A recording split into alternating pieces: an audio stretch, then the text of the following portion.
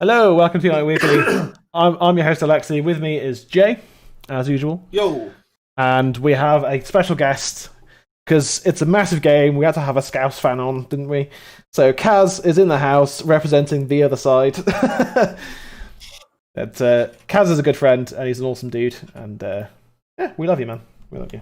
Yeah, well, at some point during the stream, I'll drop his Twitch and Twitter links in the description as well. In the out descriptions. Yes. You're both too kind. But yeah, the last time me and Kaz done a watch along together, I watched Liverpool lift the trophy, and which was not fun. Never fun. No. To be fair, you were more happy at the fact I was this close to crying. The first time in my life. I said it in our last live stream that I was like happy for you, but not happy about the situation because like you'd never seen him lift a league title in your life. No. Which so to me, I'm like my opinion is that that would have been just hilarious, but you know.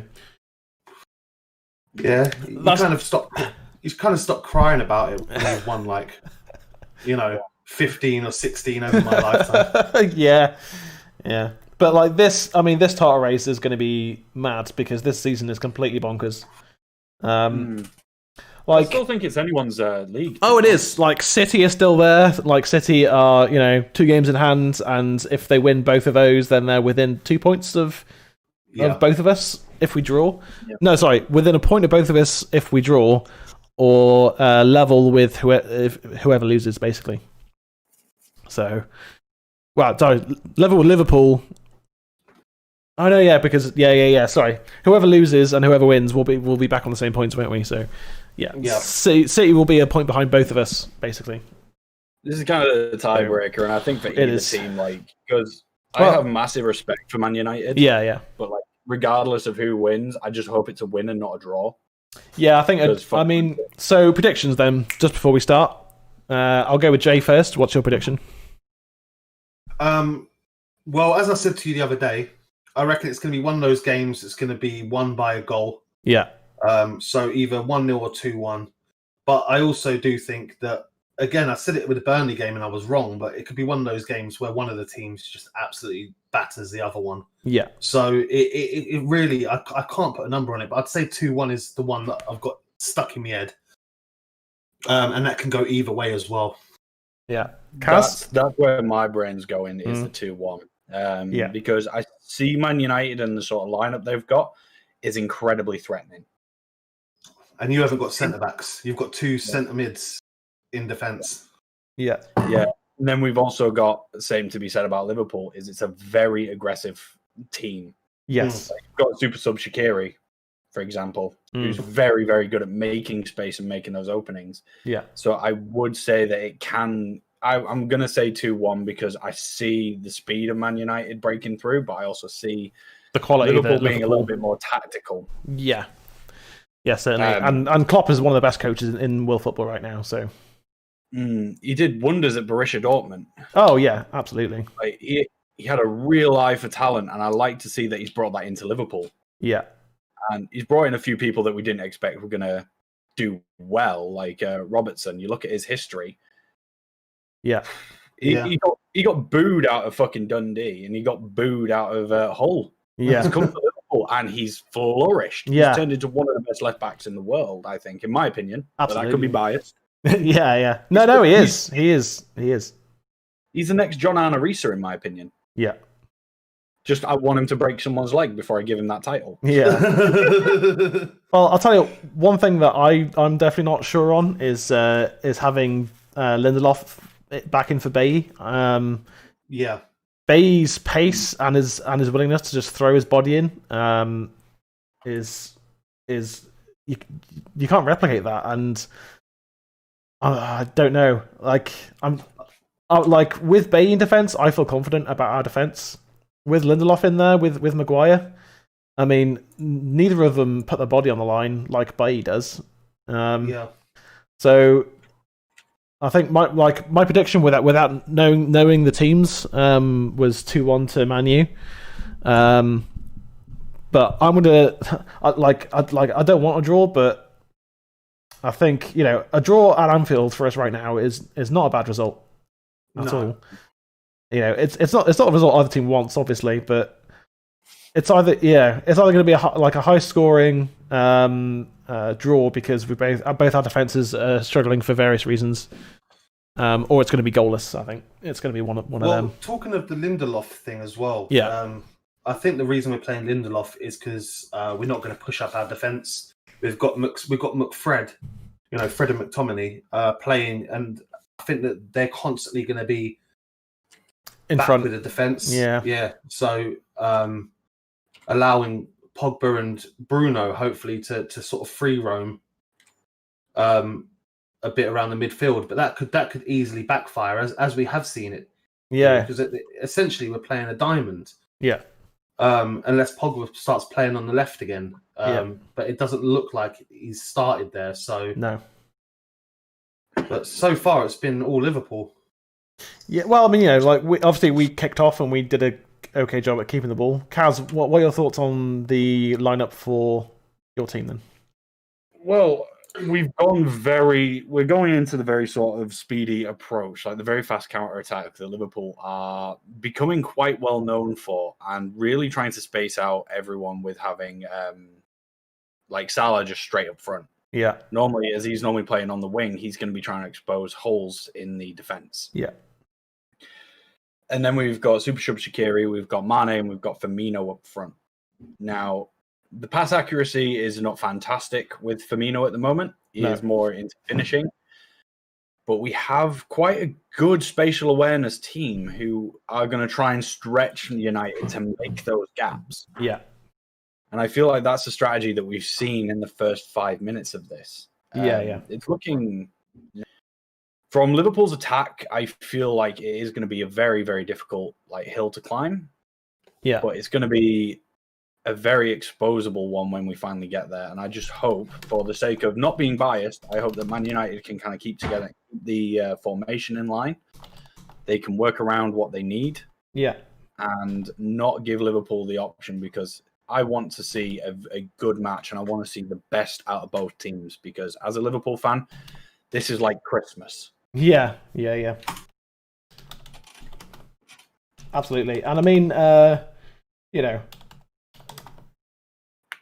not questioning Ole's tactics or, choice of centre-backs, because, he's a professional coach and, he's our manager, and I'm going to back the team for any game, especially for this game, as Rashford gets into a good position.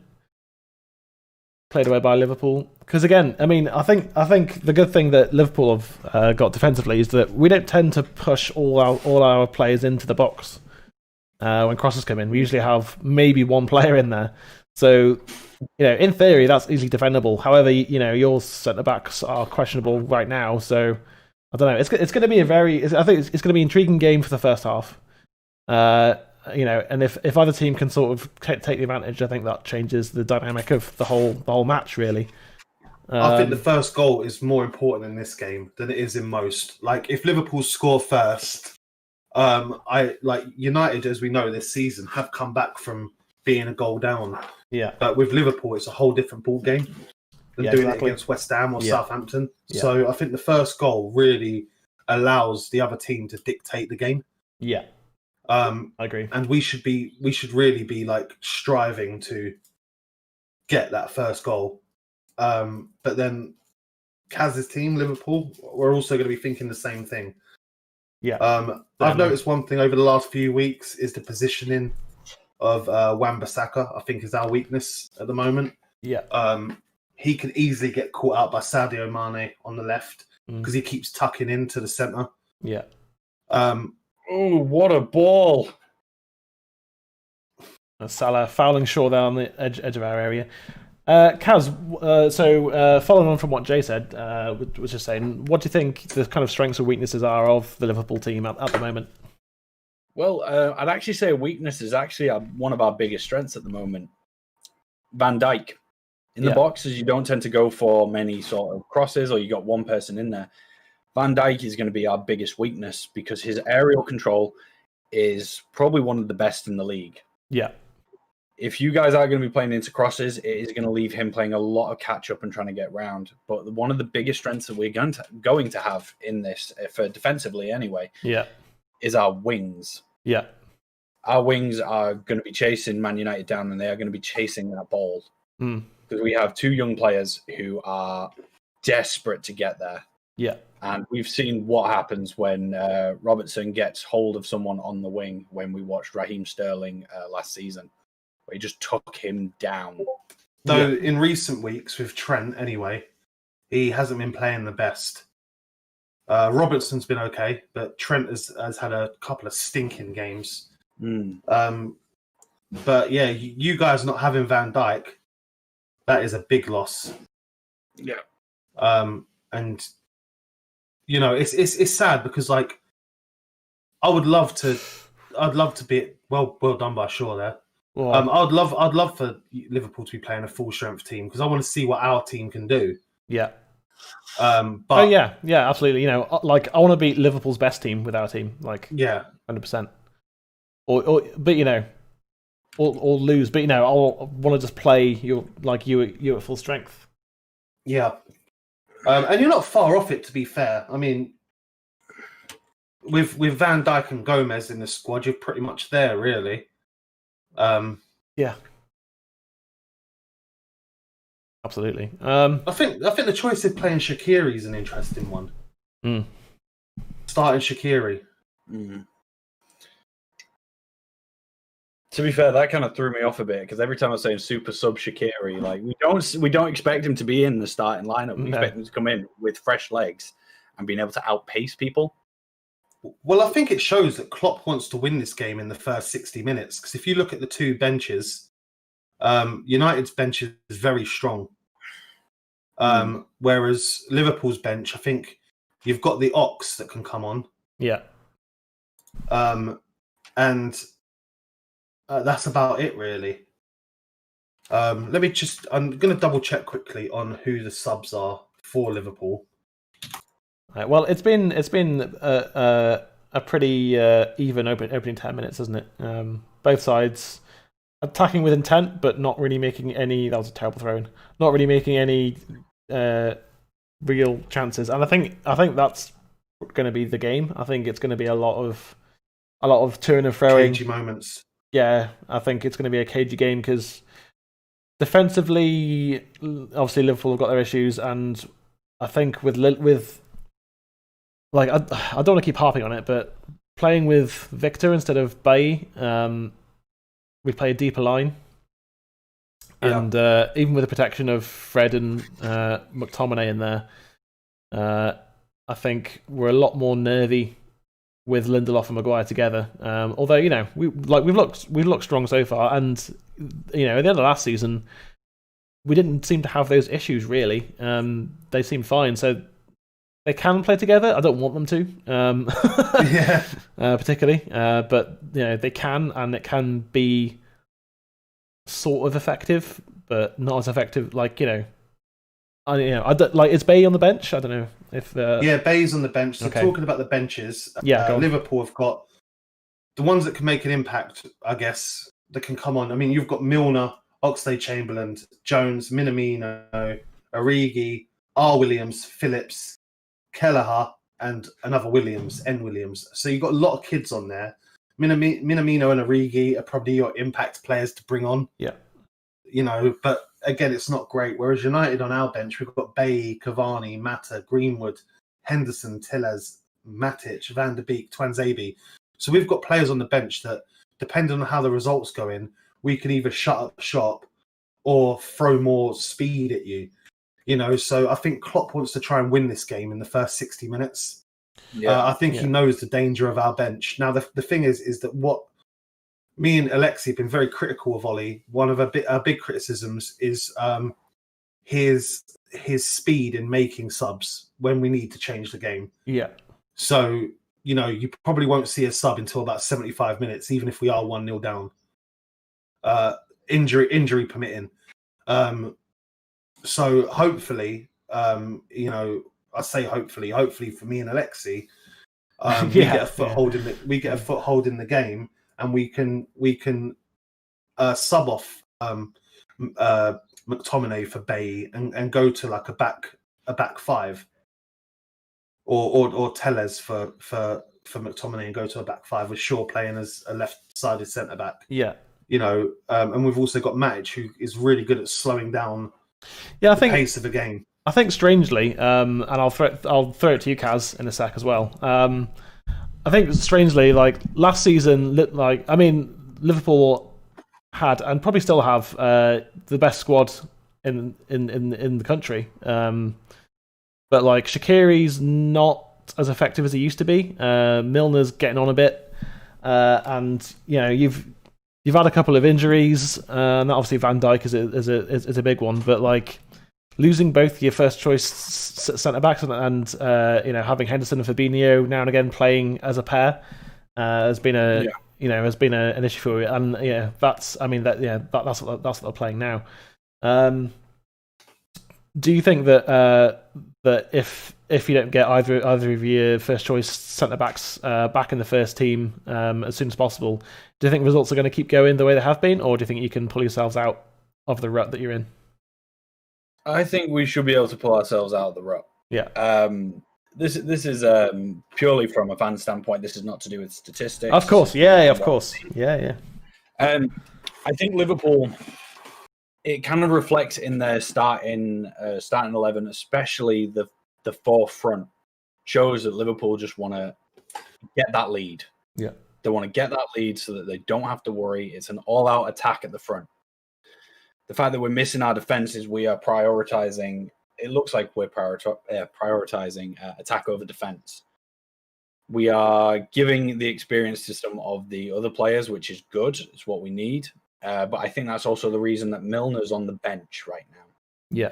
Got Shaqiri out there to basically try and keep that momentum going, because he's not as good as he used to be, sadly. But he does have that presence on the field. Yeah. To kind of keep pushing forward. And I think that is something that we're needing. Yeah. We have Milner on the bench to try it in case things don't go the right way. So then we have that experienced player to basically reinforce them and tell them what they need to be doing. Yeah. So the ball popped. I think that's what happened there. That's something you rarely see, isn't it? The ball. I was going to say, it's not. Is it like a Tom Brady and Deflategate? Yeah. You remember that in the NFL? No, yeah, I think you're right. I think Liverpool, Klopp's just said, our defense is what it is. We need to go and win the game, and not think about not losing, but just go and win the game. Go be aggressive. I mean, that's how Barcelona played for so many years. Like their defense, it's like, you might score 1 or 2 goals, but we're going to score 4, so who cares? And even I can't remember what year it was. Jay, you might be able to, but when we were conceding loads of goals, and we just kept outscoring our opponents. I think it was like the 4-3 against Reading, and we had a few other games where we were conceding like 2 or 3 goals. It might have been like 06-07. It was somewhere around there. It was Fergie era. It was the Fergie era, yeah. It was Oh yeah, definitely. It was definitely the Fergie era. Okay. I was Firmino just trying to think. I know the one you mean. It was. Yeah. I think it was the season after we won the Champions League.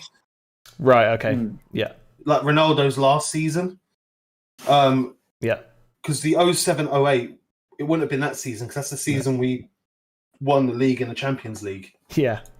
And Ronaldo banged in like 50 goals in a season. 42.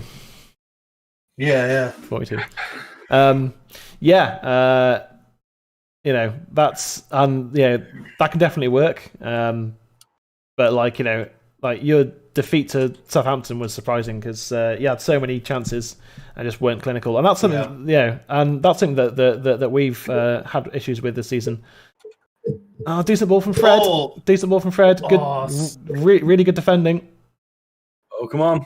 It's a foul. It was a foul. I mean, it was unfortunate for Rashford, but. It's unlucky because the ball was a bit heavy from Fred, but it was, yeah. Good bit of play there from Fred and Bruno. Yeah, I was going to say before as well, McTominay's pass earlier, where he gave the ball away, was dreadful. It was. But then the ball burst, so we got a bit fortunate there, I think.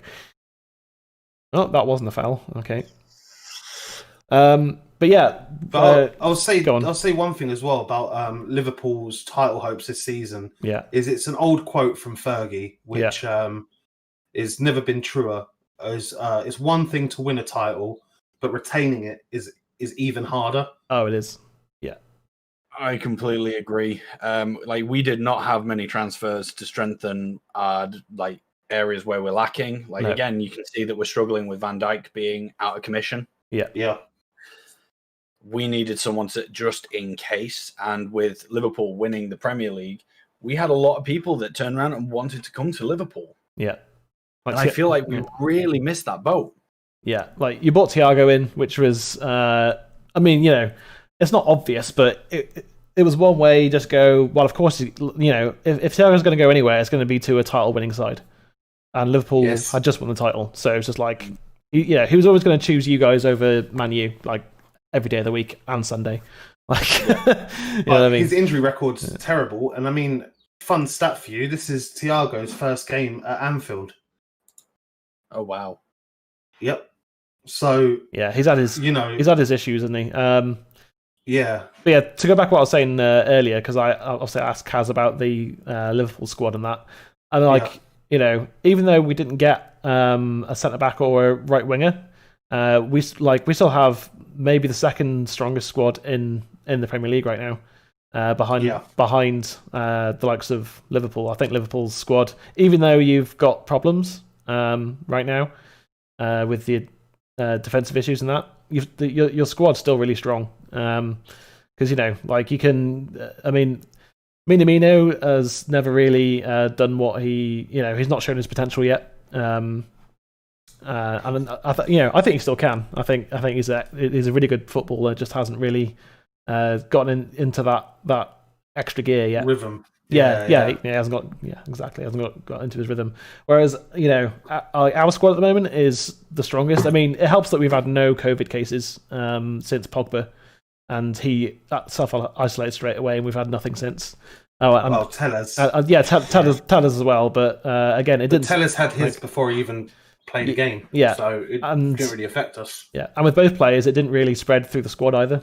So I think we've been a little bit lucky. But say Pogba got COVID again, you could Donny's there. Good deflection. That was a good block. Shaqiri with the shot there from the edge of the area. Was it Maguire with the block or Shaw? I don't know. Maguire, I think. Maguire. Yeah. Oh, is Liverpool taking a short corner and blocked away by Fernandes. And I think that the fact that we've got the two strongest squads in the league shows, because we're both we're top of the league. Yeah. And whereas say Leicester lost Vardy and Ndidi, where are your goals coming from, and where's your midfield? Where's your midfield? I mean, Ndidi runs that midfield, and Vardy scores most of their goals. So, it's. I think. Go on, Kaz. Yeah, I was going to say, with going back to the two strongest teams in the league, I could not disagree with you anymore. It's a perfect statement. Because as me and Jay have watched, it's Firmino. It's Firmino. Good block from Maguire. Salah with the effort. The ice cream van in. That was a really poor effort from Salah. Carry on. Yeah. He's aiming for the goal in Old Trafford. What a habit. So, as I was saying, these are two of the strongest teams, and as Jay can attest, I have nothing but love for Man United. The Liverpool Man United stuff. I believe this is a friendly rivalry to this day, because I've never sat here and taken it so seriously, because I have friends who are Man United fans, and my brother supports them too. Yeah, despite him being from Scotland. But there is that sort of tight-knitted thing, but I have nothing but respect for Man United as a team. Yeah. And I can sit there and appreciate their formation, their accomplishments, their players. Yeah. And the way the ground at Old Trafford is magical. It is, yeah. Same as Anfield, it's magical. And these are the two titans when it comes to consistent teams. Yeah. In the in the English Premier League. They have both had a mountain of accomplishments. Yeah. And to kind of sit here and go, they are both at the top of their game. They are both at the top of the league. They're two of the best teams in Britain. I'm amazed that people have not just kind of, these don't get as much attention nowadays to kind of just appreciate as an art form, because we are watching some top class positioning from both teams. Yeah. We are watching unspoken communication at its best. Yeah. The last time Man United and Liverpool were first and second. I mean, I think you're third at the moment because Leicester are there. Because Leicester won. But the other day when we were first and second, it's the first time that Man United have been first and Liverpool have been second since 1997. Yeah. And that was in the era when you still, I think you had Owen coming through, and it was his first season, and Fowler was still there. And you had players like Jason McAteer and Steve McManaman. Yeah. So Stevie Mac. It's crazy how far Liverpool have come. And it's well deserved. I mean, when you guys got Klopp as your manager, I was absolutely gutted because I always wanted Klopp to be our next manager. I loved him at Dortmund. Yeah. And, you know, I am gutted that you got him, but I'm glad that the Premier League got him. Just like, say what you will about Mourinho, he's always entertaining to watch. Yeah. Yeah. And it's like the same with Klopp, but he just seems like a nice guy that you can have a beer with. Yeah. About football, you know. Yeah. Just to discuss what happened in the game there. So Martial jumps for the ball. Shaqiri doesn't do anything wrong there. That's not a free kick to United. Like, and you know, I'm as passionate a Man United fan as anyone, but that Martial sold that. He sold the referee ice there because he's an Eskimo, and he sold him down the river for that one. Go on, Kaz. You were gonna say something then. No, I'm just doing a little bit of research. It's like the last time like Liverpool and Man United Mane close.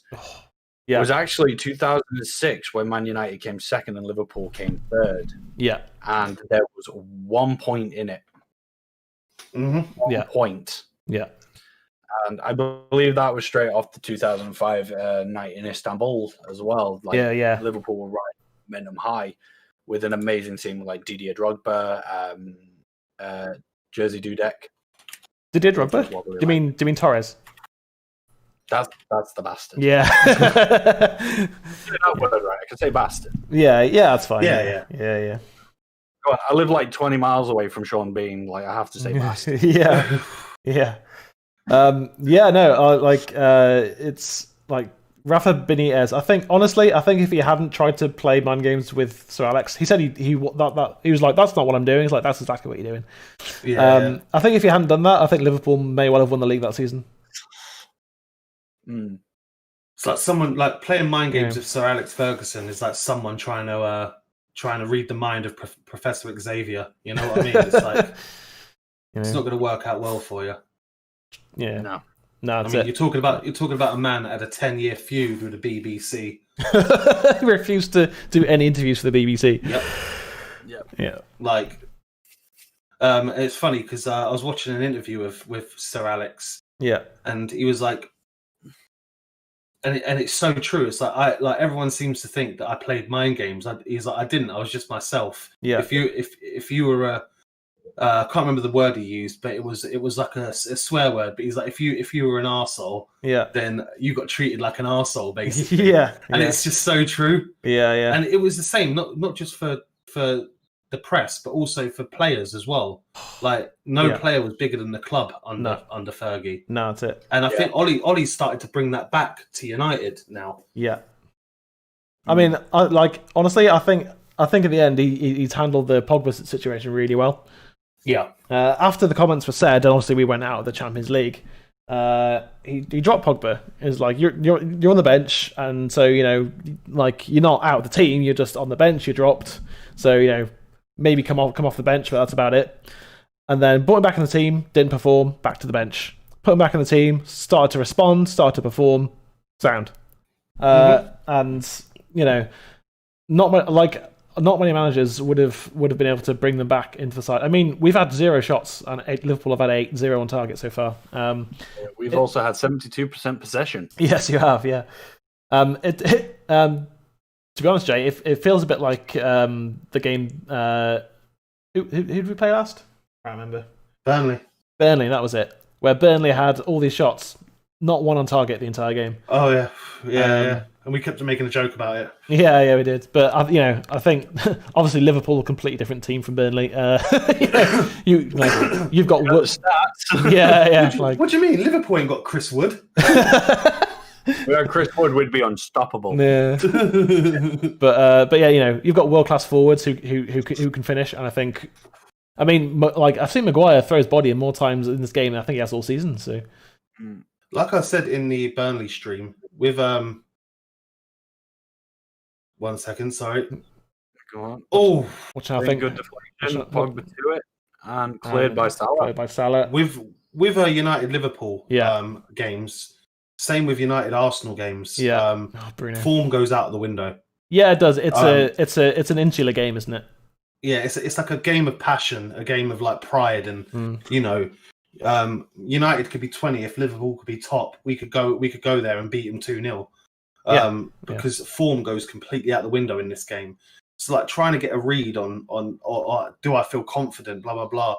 Well, you look at our results and you look at Liverpool's results, and on paper, we should be winning this game if we went based on form, but you just can't with these games. No. Now, the question is how many players on each team have the leaders there that know the true meaning of this rivalry. Yeah. I mean, the likes of Rashford and Pogba would know it fairly well because they came up from the academy. Yeah.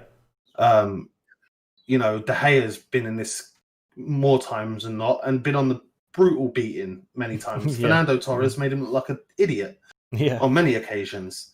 I mean, that game when Vidic slipped and Torres got through, man, that was a horror show. I was just like, Liverpool fan around. Yeah. But it'll be interesting to see. It's like I reckon this game is going to come down to who can dig deep and find that killer pass. That killer pass or that. Yeah. Or that little bit of fight. Do you know what I mean? Yeah. And luck, that just opens up everything. Yeah. It does. Yeah. The first goal, whichever way it goes, changes the game entirely. Yeah. I mean, I was looking on Sky Sports at their match preview, and like Bruno's stats are just insane. Yeah. Completely insane. It's Messi and Ronaldo levels of stupid amount of goal involvements. Like, no one does that. And it's easy to say, without him, United wouldn't be doing anything, which I agree with. But you could say the same about Salah at Liverpool. But the fact is, we do, Liverpool do have Salah. We do have Bruno. So we shouldn't be ashamed of it. No, exactly. Yeah, and as long as those players perform. That's all that matters at the end of the day. I want Maguire in behind and Mane with the offside, I think. Oh, offside anyway. And yeah, like you said, Jay, it's that was poor timing from Maguire. It's like this is going to be a game of fine margins. As much as Ole said that too many times this season, it's true. This game is fine margins right now because it's not an open game, is it? Really. It's a little bit tense. It's a little bit, it's not going to be Go on. The one thing we haven't had, which I know you shouldn't promote it, but the Liverpool Man United games of the past, where it was like that first crunching tackle that dictated the game. Like Roy Keane would always go in on one of the centre. Yeah. Way. Not free kick to United. I think the issue we've got now with those kind of games is that referees will look at VAR and what would have been a yellow back then might be a red now. Yeah. Sorry, the stream crashed. That's okay. That's all right. But going back to Liverpool's biggest weakness, I was thinking about it with shots like a non-on target. Yeah. This is going to be a very controversial answer, but I feel like because Liverpool have got this wave of momentum at the moment, and like it's causing them to be a little bit reckless. Yeah. For example, Mo Salah, we look at his goal scoring record. It isn't as high as we think it is, and like as many opportunities as he's had, he's managed to squander more of them than he scored. Yeah. But you have like a lot of cases, he will literally just take a pot shot. And I feel like that is the biggest bane that Liverpool have is egos can get in the way, which, as Jay was saying, how Manchester conditioned Pogba. Yeah. You may need to do that with Liverpool. Couple of players who need to have a bit more. I think a little bit of intelligence from Salah, like so many chances that I've seen on Match Today and that where he maybe should have passed it to Sadio Mane and didn't. I thought that was in. Just wide from Bruno. That was such a close free kick. That Alisson he was there. Look at that. Oh, just off, like just I wide. think if that's on target though, he doesn't get that. No. That's going top corner. That is. Yeah. He knows it as well. Yeah. And again, that was a good effort. That was a solid effort. And again, fine margins. If that goes in, the game is completely different now. But if Liverpool go up the other end and score, what the hell? The thing is, when Liverpool go for that counter attack, that is where Liverpool have excelled so much. Yeah. And probably why we're playing with Lindelof on a deep line, so that's negated. No, but that's looking at it as well. You've got Liverpool excel on the counter attack. Yeah, that is why we have Mane, who I'm not gonna lie is probably one of the speediest bastards. yeah. I've seen in this entire league. Yeah. Oh, he's like, it's not just that he's fast though; it's that he uses the ball really well. Like his end he's intelligent. He's intelligent, and his end product is fantastic. Like I feel like he should be where Salah is now. Yeah. He should be the central attacking point. Yeah. Like I think, obviously, Mo Salah is like he's a special player. But Mane is the Bruno Fernandes of your side, though. Yeah, like he just makes so much happen all the time. Pogba overplaying that. So if you look back at Mo Salah, because he came to us from Roma. Yeah. Mm-hmm. He was on fire. Oh yeah, that first season was insane. Like being a big because as a sort of like football fan, I take a team from every country and I basically follow them. Yeah, Roma are my Italian side because they are like Liverpool. And you look at Francesco Totti compared to Steven Gerrard. Yeah, they're pretty much the same. Don't mess with one of them. No, yeah, a lot of similarities certainly. Yeah, and seeing El Shawari and Salah competing. Yeah, on the same pitch was something to watch. Yeah, I feel like we got Salah knowing that he has these tendencies to go off and do his own thing. Yeah, but when you have El Shawari, who is a prodigy, like I have not really seen a better left wing than him. For his age, from the age of 17, he has always been on it. Yeah, and has amazing haircuts. He does, yeah, that's true. Liverpool just overplaying it there a little bit in our box. Yeah, I thought a goal was incoming then from Liverpool, to be honest. But Firmino just overthinking it a little bit there, which again, that's something that we've been guilty of recently, is overplaying it, overthinking trying to walk it into the net. Yeah, trying to do an Arsenal. Yeah. But right now, we can see Man United playing it slow and actually getting their positions back where they should be for these attacks, and I think that that's going to be our downfall because look at our positioning; we are all over the place. Yeah, I think part of that is you've got so many players playing out of position as well, which doesn't help. Yeah. It's like we have Salah who's trying to roam more towards the left-hand wing, and Firmino who's trying to push forward. Yeah, that's it. Like before, I saw Mane on the right wing, like Yeah. in that sort of pocket between central and right. Sorry, one sec, Daz. Right. Yeah, this is not how we should be doing things. No, that's it. Well, you know, one thing that we've got to do throughout the game is try and look after the ball when we get it, because you know, as we've seen, we're not going to have much possession. But you know, when we have gotten forwards, we have looked dangerous, which we should do with our attacking players. Sorry, just Salah, well in Maguire, away from McTominay. Thiago. Maguire's got aerial control, and he is on Salah. Like Maguire's having a really good game so far. That surely wasn't onside, was it? I mean, Alisson's sweet sweeper keeper in there anyway. Yeah. No, it's good. It's two very different styles of football. Yeah. No, he was onside, you know. Yeah.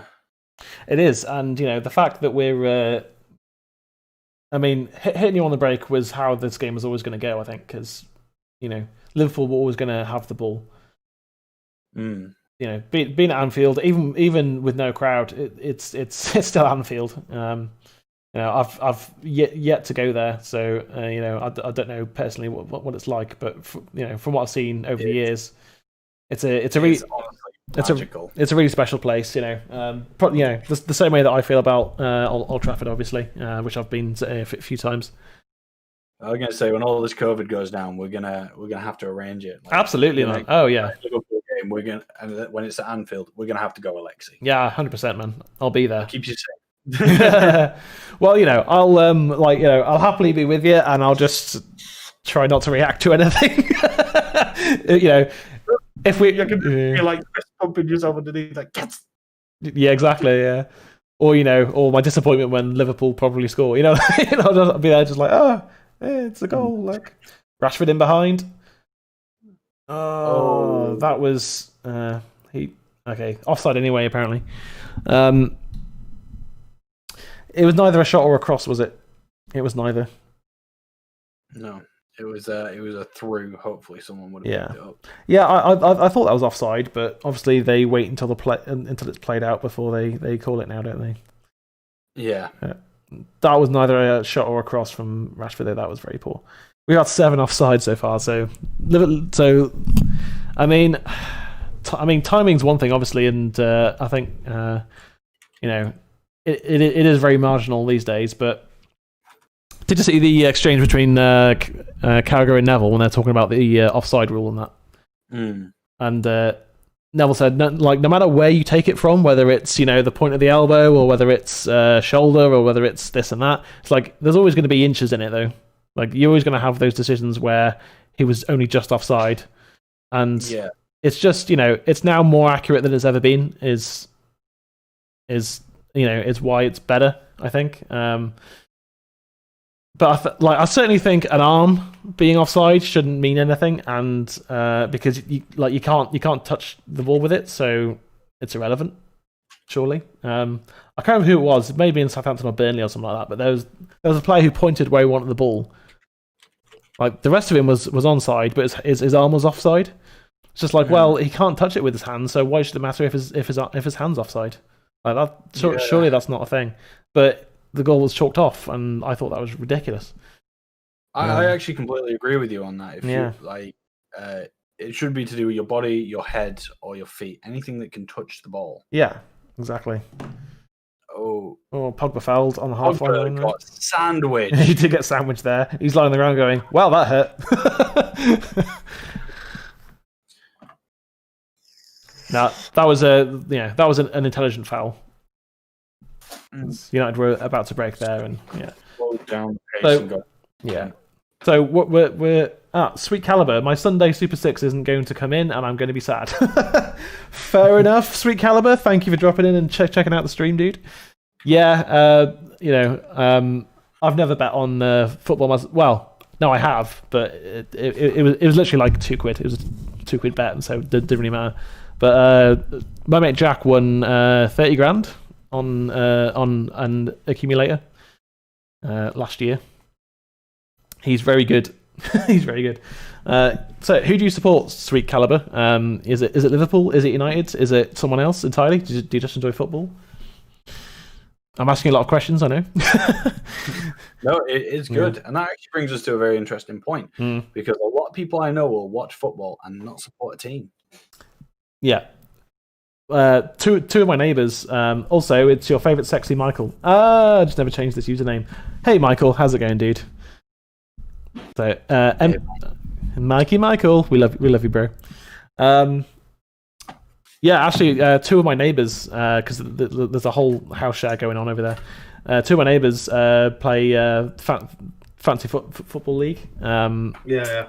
And they don't support anyone in particular. They just enjoy watching football and competing against each other. Well, I mean, I'm a diehard Man United fan, but I'm also a closet West Ham fan because of my family. So it's been good to see them playing well. Yeah. Or at least winning games. Yeah, for sure. Yeah. Well, I mean, go on, Kaz. I was going to say, as a football fan, like supporting Liverpool, I've always had a soft spot for Everton to do well. Really? That's bizarre. I want Everton to do well. I know that it's kind of sacrilege, but you're either a red or you're a blue. We have one Tranmere Rovers fan, and we actually have one Man United fan. Oh, there you go. The Man United fan gets bullied every single time. Yeah.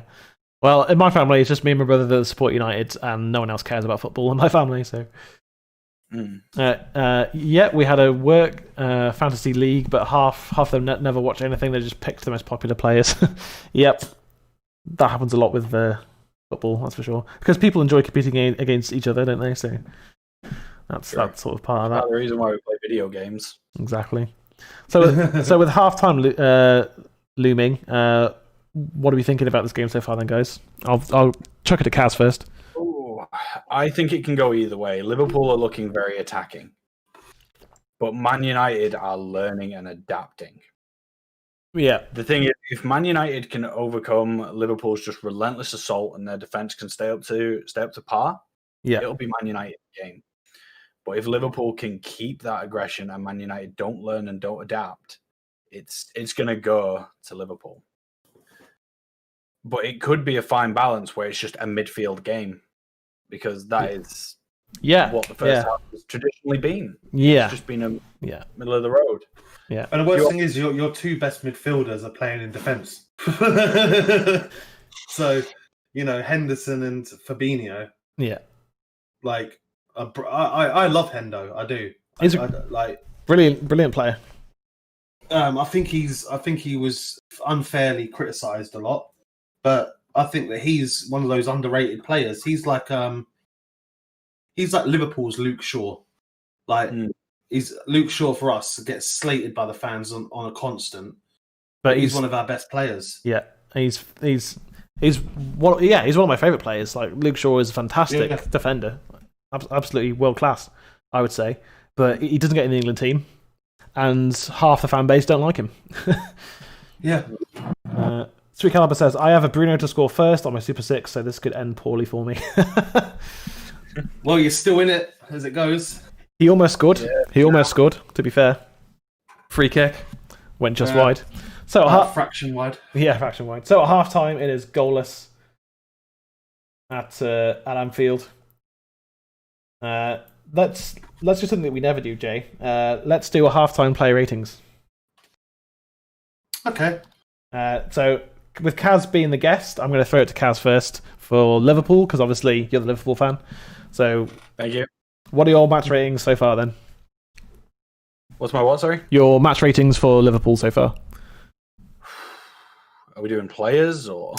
You could just give the whole, you can do like defense, midfield, attack rather than each player, I think is a better way to do it, yeah. So I'll start with goalie, Alisson. He seems to be screwed on this game. Yeah. He's got his eyes open. He is clearing balls when the defenders can't get to them. He knows that he has extra job to do today. He's doing very well at it. So out of 10, I'm going to give him a 9 just straight away. Nice. Because I see if they do score and Man United do come up against this, they're going to have a hell of a job to get past Alisson. But if they do, Like it's either going to be a deflected goal or something really good, like a really good move and a crisp to be finish. an absolute screamer for them to get it, or it's going to be like outplaying him. It's going to be exposing his weakness and running around. Yeah. The defense, considering I'm just going to call it the super glue defense, yeah, together and hoping for the best. The wings are on it. They're trying to cut down as many attacks as they can. Yeah. The centre backs, because they are midfielders. yeah. They are instructing on where to go. They're doing well. They're not doing a flawless job. I'm going to give them a 6 out of 10. Yeah, that is easily our biggest weakness. Our midfield is actually very incohesive at the moment. Yeah. They're not sticking together. They're not staying in position. It's probably one of the worst midfields I've seen Liverpool have in a long time. Yeah, they're struggling. They're struggling right now. Yeah, they're struggling to keep up with the pace. Funnily enough, the one person I'm actually going to heavily criticize here is Thiago. I'm going to heavily criticize him because I've seen him in position twice. I've seen him not really try and motivate as a midfielder should. They should be instructing for attack or defense. They should be on it, which is why Liverpool's captains are mainly midfielders. So there's just a lack of leadership coming from there, and Henderson's got his job filled up at the back. So they need to be picking up the slack in midfield and constantly working on it. Wingdenham is actually trying to orchestrate attacks. I cannot fault him. No. He is trying his damn best. And the attack needs to play. Oh. Eat more. Glory hunters in Salah. Mane needs to be making more opportunities and making more runs and more plays. When he is running up the left wing, I'm not going to lie, he is flawless. Yeah. When he is making that space and making Man United work for that ball, he's doing a great job. Then that brings us to super sub. Shaqiri. As a starter, he's actually doing okay. He's orchestrating very well. He's stretching again. So Mane and Shaqiri are actually doing a good job of stretching Man United out and trying to make them second guess themselves. Their passing is on point. Mm-hmm. Mane is obviously trying to decipher and try to work his way through. Yeah. But I don't see it being a very consistent effort if the work isn't put in. But for the midfield, I'm going to give him a 6. Yeah. And for the attack, also I'm going to give him a 5. Yeah, they've been second guessing themselves in the box and that. They've been trying to play these little passes, which isn't Liverpool style at all, is it? Liverpool are about getting the ball in the box and finishing. Just shoot on sight and get the ball in the back of the net, get the job done. Yeah. And there's been a lot of, part of that is obviously how United are defending, but Liverpool they're not making decisions, I think, is what I've seen from their attack so far. They're just, and when they've tried, their finishing has been terrible. Like they've not had a single shot on target yet. Yeah. It's safe to say this is not the Liverpool we saw last season. No, it's not. No, and there's reasons for that. But even after lockdown, Liverpool was still pretty much unplayable at the end of last season. So overall, that's about a 6.5, isn't it, for the whole team? Yeah. Jay, I'm going to throw it to you because I know you hold my beer. Hold my beer. I know you like to be super critical, which is why I did the what Ollie's done wrong video and why you did the positive one. So because you like to tear people a new one as often as possible. So I'm going to give you the floor for the Man United ratings. Well, I'm going to make this really easy. Our back 5, 7. So De Gea and the defense 7. I think we've done superb. Yeah. Liverpool, they have stretched us a bit, but for once I'm seeing Lindelof and Maguire attacking the ball. Yeah, which I like. That's the one thing that I was a bit scared about. I was like, right, so Liverpool are going to cross it in, no one's going to get to the ball, and it's going to be an easy goal for Firmino. But instead, we're seeing a complete 180 from that, and Maguire and Lindelof are throwing themselves at everything. It's been I don't know what's going on. I'd say, and I think the reason I'm not giving individual ratings for them is because the back 4 have been working as a unit. Yeah. So no one's particular. I'm not necessarily saying that, Shaw's played a 7 and Wan-Bissaka's played a 7, but as a unit, they've been a 7, and I think it's the best way to put it. Yeah. And with that, I'm also going to say Scott McTominay, other than a couple of ridiculous giving away the ball, him shielding the back four has been really, really good. Yeah, he's been putting himself about. Yeah. Yeah. And as you can see from some of these highlights we're watching, Liverpool are getting the ball dropped, but we're getting there. We're getting our body in front of the ball. Something that I've been very critical of this season. Yeah. Not closing down players quick enough. Mm-hmm. We want them. We want to force a shot out of them. We want to force a shot out of them early rather than giving them time to settle. Yeah. Oh, there you go. One shot on target. Sorry. Yeah. One shot on target. target. Yeah. Which straight to here. Fred, other than that little bit of play where he nearly fed Rashford in, he's been a bit non-existent. Yeah, but his job is to just put himself about and block Liverpool from making passes, and he's been blocking the channels, is what he's been doing. All I've seen Fred do is run through the channels and block any passing through channels. That's what he's done. I mean, I'd give him a 6. Yeah. McTominay, I'd give a 6.5. Yeah. Pogba, I'd give a 6.5. He's been tracking back a lot. Yeah. I watch Pogba off the ball as much as I watch him on it. And that's something that Pogba's so underrated for, is if you see Liverpool attacking, or any team attacking, at the moment, Pogba's not too far behind. And he's made a few challenges, and, he's a little bit of play with Fred, and, it was obviously him that won the free kick, or put the ball in that won the free kick that Bruno had. He looks like our bright spark, kind of like he's the one that can change the game. All right, so the midfield overall then about 6. About 6.5. 6.5. Yeah. Yeah. Okay, and then the attack 5. Yeah, just no service. Yeah, they've had no service. Martial's, I think he's improving his general game at the moment. A lot, because he's not in goal scoring form. He's doing a lot more off the ball, and you're seeing how that he's pulling defenders away. He went on a run after about half an hour, I think it was, where he beat 4 defenders, and I was like, just keep it, and keep going. Yeah.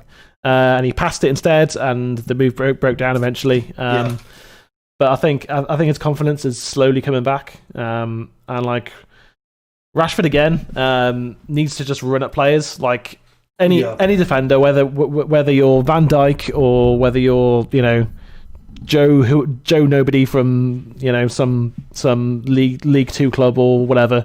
Terrified of Rashford when he runs at you, because he can easily skip past you and hit it in the top corner, or he can skin you and flick it over the keeper, or he can skin you and play it across the box. There's so much to his game when he does that, and he's been offside a few times. But again, no one's really had. Liverpool have had one shot on goal. We've had one shot, which was Bruno's free kick, which was just off target. Yeah, and I think. I predicted a draw, and I think it is fine margins again. And I think if one team scores now, I think if we score, it could still finish 1-1. I think if Liverpool score, I don't know that we have enough in our attack today to obviously Bruno can pick up a magical pass in the 91st minute again, and Marcelo Rashford scores again, that could happen. But I think if Liverpool take the lead, I think it's going to be very difficult for us at Anfield to come back. I personally think in the second half, what I want to see happen is if it's still staying stale like this. Yeah, I think that we either take McTominay or Fred off. Yeah, bring Cavani on. Yeah, and go for Rashford on the right, Martial on the left, with Cavani up top. Yeah, because it just doesn't seem to work. That's when we play Rashford and Martial up top. No, I mean, and from a fan's point of view, I definitely agree with that, because I want us to win the game. In the context of the season and how big this game is, I don't know that Ole will ever do that. No, I think if we go a goal down, we'll see that, because we need that extra attacking player and we need to shift the game up the pitch. If it's goalless, I don't know if Ole's got the balls, to put it bluntly, to go and attack the game like that. He doesn't strike me as that sort of manager at the moment. I mean, he's still learning. He's knowing it. Like, if anyone's going to change the game in that kind of way, it's going to be Klopp. If Klopp sees it's 0-0 and it's an hour gone, he's the one that's going to make a change, whether that's formation on a player or just formation. I think that's more likely. Maybe bring on a young centre back and push Henderson up the pitch, back into midfield, maybe. Because Thiago's not playing well, so maybe Henderson takes his place and one of the young centre backs on the bench comes on. I think Klopp's more likely to go for it, but maybe neither manager will. Maybe they both will. Who knows, man? Who knows? Well, a draw for Liverpool is basically almost as bad as a loss, really, in a lot of senses. So he is more likely to attack the game, in the second half than we are. But it's whether they've got the engine. Yeah, that's it. Because they started to look a bit tired towards the end of that half. Yeah. What do you think, Kaz? How do you think this second half's going to play out? I think Klopp is going to try and switch up positioning the players because he's noticed that, if he's noticed like I have, a lot of players tend to get marked and the defence of Man United is on point, as Jay was saying. Yeah.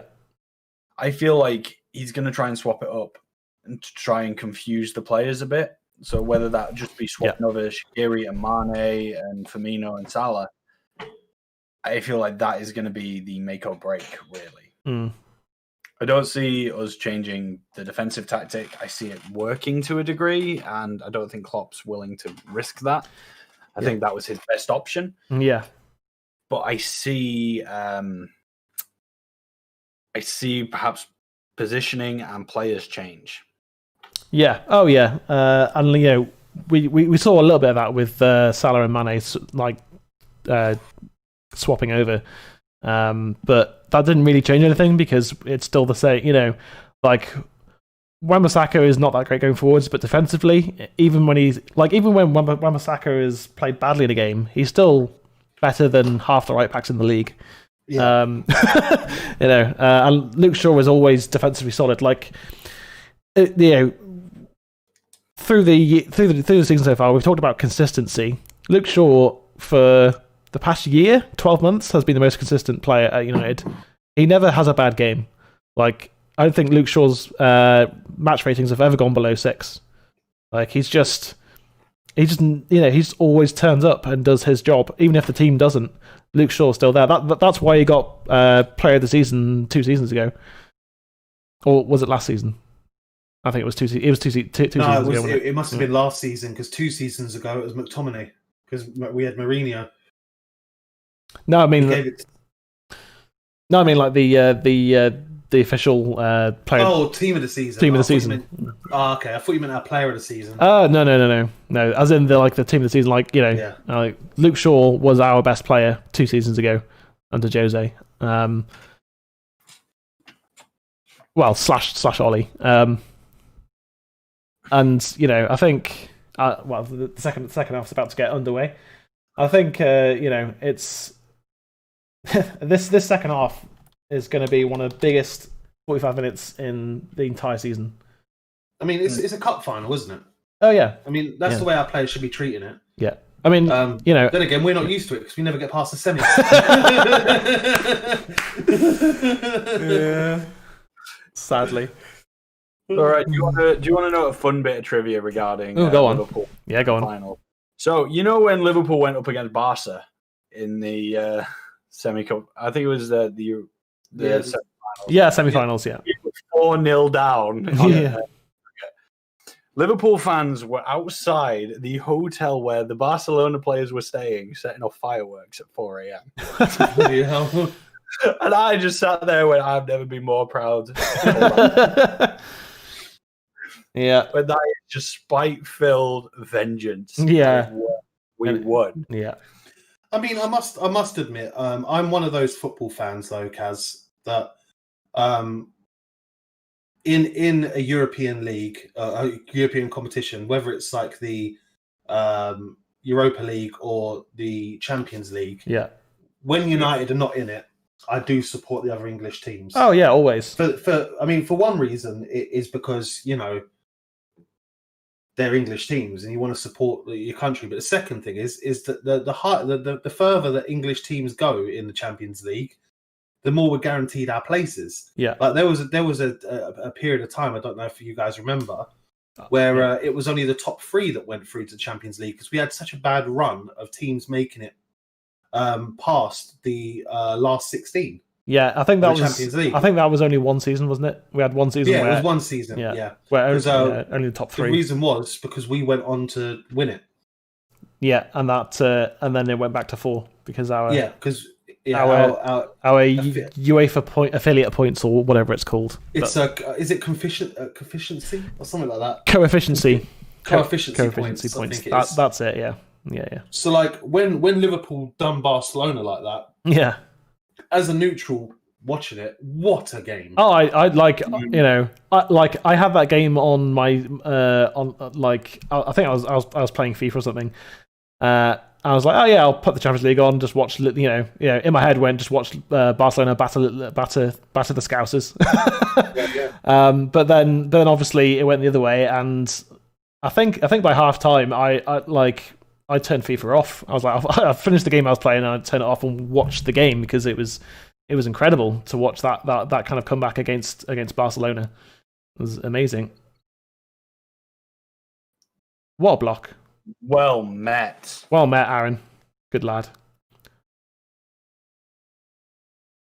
I mean, Fred's doing breakdancing again. Yep. Or was it Pogba that in the Burnley game we was laughing at because he was rolling around the floor? Oh yeah, that's right. Yeah. That was a confident tackle. He's got that ridiculous magic. It's like being on FIFA when you get that auto tackle, you press shoot and the defender just takes the ball off you on FIFA. Do you know what it reminds me of? Do you remember the old Stretch Armstrongs? Yeah. His legs. He manages to wrap his leg like he can be behind a player, wrap his leg around so he's not tackling them from behind, and just wins the ball like. Wallen Maguire. Come on, leave him alone. I mean, Maguire. Salah wants a hug. Slow down, just like take me, I'm yours. Yeah, like Maguire. that was never a foul by Salah. Like Maguire just backed up into him to make Salah foul him. Like to be fair, the first part of it was a foul. The first part of it, the first part was a foul. Yeah, but the rest of it, Maguire had his arm around him and pulled him down with him. Like Maguire, like that was like Maguire was like backing it up in the club, like beep, backing on up. Oh, here's Bruno. Good pass into Tony. Better. That was better. Look at that clearance, just done. And this is the counter attack that Liverpool just excel at. Maguire just got a touch on that. Yeah, just got a flick on that. It's Salah though in a dangerous position. I think I would not be surprised if we lose this game. To be honest, I would not because it's Liverpool. But the way, it's anyone's game. Yeah, but like the way the game has gone though, I would be disappointed.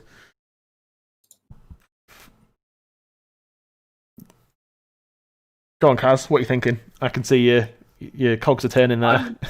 I'm literally just watching this and I'm seeing Man United come to their strengths. Yeah, which is just defending as a unit. They created a wall around Mane there, and then when he passed it, they split off into their position. Ooh, and McTominay with a block there, corner to Liverpool. Yeah. So that's what McTominay's doing well, is he's dropping back when needed. See, like suddenly McTominay's defensive work has gotten a lot better because before January, I would say you could skip past McTominay, no problem. Yeah. And he wouldn't be involved in the defense. Now he's doing, not that he's as good as like Matic in his prime or anything like that, but he's doing what Matic does, where he drops back into defense and helps out even if he's lost the ball. Good play by Shaw there, just to get it out for a corner, reset it. Absolutely. Wan-Bissaka could have really closely given. Ooh, well, it probably would have been a free kick, wouldn't it? Like right on the edge of the area. Yeah, it would have been. Yeah. Good block there from Fred, just stopping him from crossing it in. Mm. Yeah. This is such a tight game. It really is. Well, and Bruno. But Kaz is right. We're defending like a unit. Yeah. This is what you need. Because during the last season, that was Man United's biggest weakness that I saw. Yeah. Because me and Jay have done watch-alongs before. Yeah. And heavily criticised the defence of Man United. But right now, yes. This is the Man United I remember growing up seeing that were dominant. Yeah. Like, even if they don't have the ball, they're still dominant because they're like our defense today has been superb so far. And I did sort of question it. Not starting Bailly. What's Pogba trying there? Not starting Bailly and starting Victor instead. It's a good pass. That's a good it's pass. Bruno Fernandes. He's never going to get past Trent. He doesn't. He doesn't have the pace to get past Trent like that. But at all. done well to usher it out for a throw-in. Yeah. Oh yeah. And again, Trent does get criticised for his defensive abilities, but sometimes it's just top quality. I mean, you really wanted Martial or Rashford in that position. Yeah. Then it's a different ball game. Excuse the pun. Yeah. Certainly is. Free kick to Liverpool in their own half. Carrick's like, get me on, coach. I'll ping a 60-yard pass into Martial's feet. Says Carrick, not me. It's funny because it just showed the United positionings. Yeah. Of the first half. Oh, lovely ball. Dream of a ball into Martial. It's Bruno. Oh, what a block. Fabinho. That's better from United. Yeah, that is. But yes, it was much better from United. Actually, like, what a pass from Wan-Bissaka that is. Yeah. But Fabinho tracking Bruno there, top class defending that. That was good on both sides. Yeah, it was. Yeah, good attacking and good defending. Like, better start to the second half. A lot more even. Yeah, I think the first half attacking was definitely all Liverpool. Yeah, and it was a bit. It just wasn't effective attacking from either side in the first half, but the second half, I think we've both been more. We've looked more like scoring, both of us. I think. Poor corner in the end. Yeah, it was terrible. Yeah, was it Bruno? Was it Bruno again on corners? That I think it. Oh, come on, the speed of Salah. Yeah. Oh, but Shaw's not slow. No. Yeah, did not have that ability to control the ball towards the end. Yeah. Otherwise, I think what a ball from Bruno there. Yeah, the game's starting to open up a little bit now. Yeah, both teams are playing to their strengths. Like Liverpool have had 2 counter-attack opportunities and have managed to get to the other box. Yeah.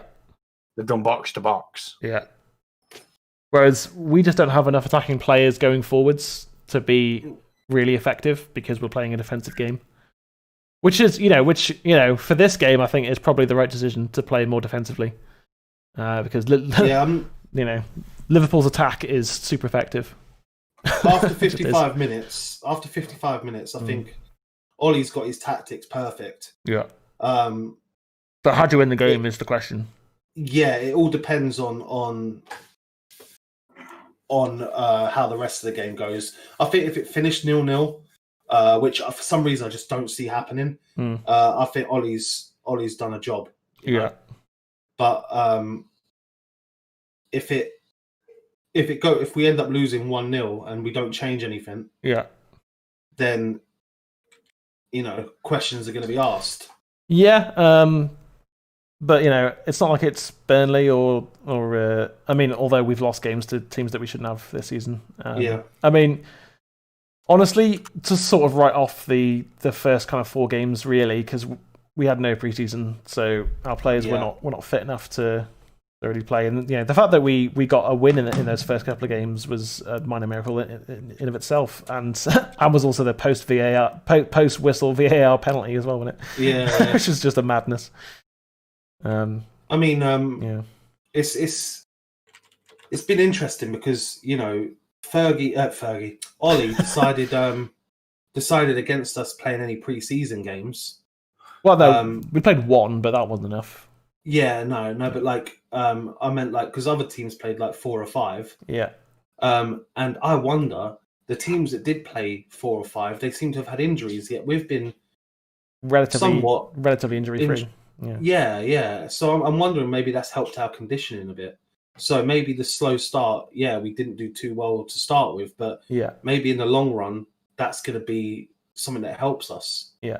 Wan-Bissaka trying something special there didn't come off. I mean, the game has calmed down again. We had 5 minutes there where it was a bit frantic end to end, and it's just everything's calmed down again now. I certainly agree with Kaz though. What you're saying about positioning, I think our shape and our positioning has been better than Liverpool's, but maybe that's partly because Liverpool just have the ball all the time and their players are moving around more. I think they're rolling the dice a bit more. They are, yeah. Go on, Kaz. How I'm looking at it is Liverpool are trying to get that formation back by buying time. Yeah. And they are playing around a lot more. Like their Robertson's completely up. They know that they need to attack. Yeah. Meanwhile, Man United use that opportunity to get into position and orchestrate a masterpiece of an attack. Yeah. Liverpool appear like they're just winging it.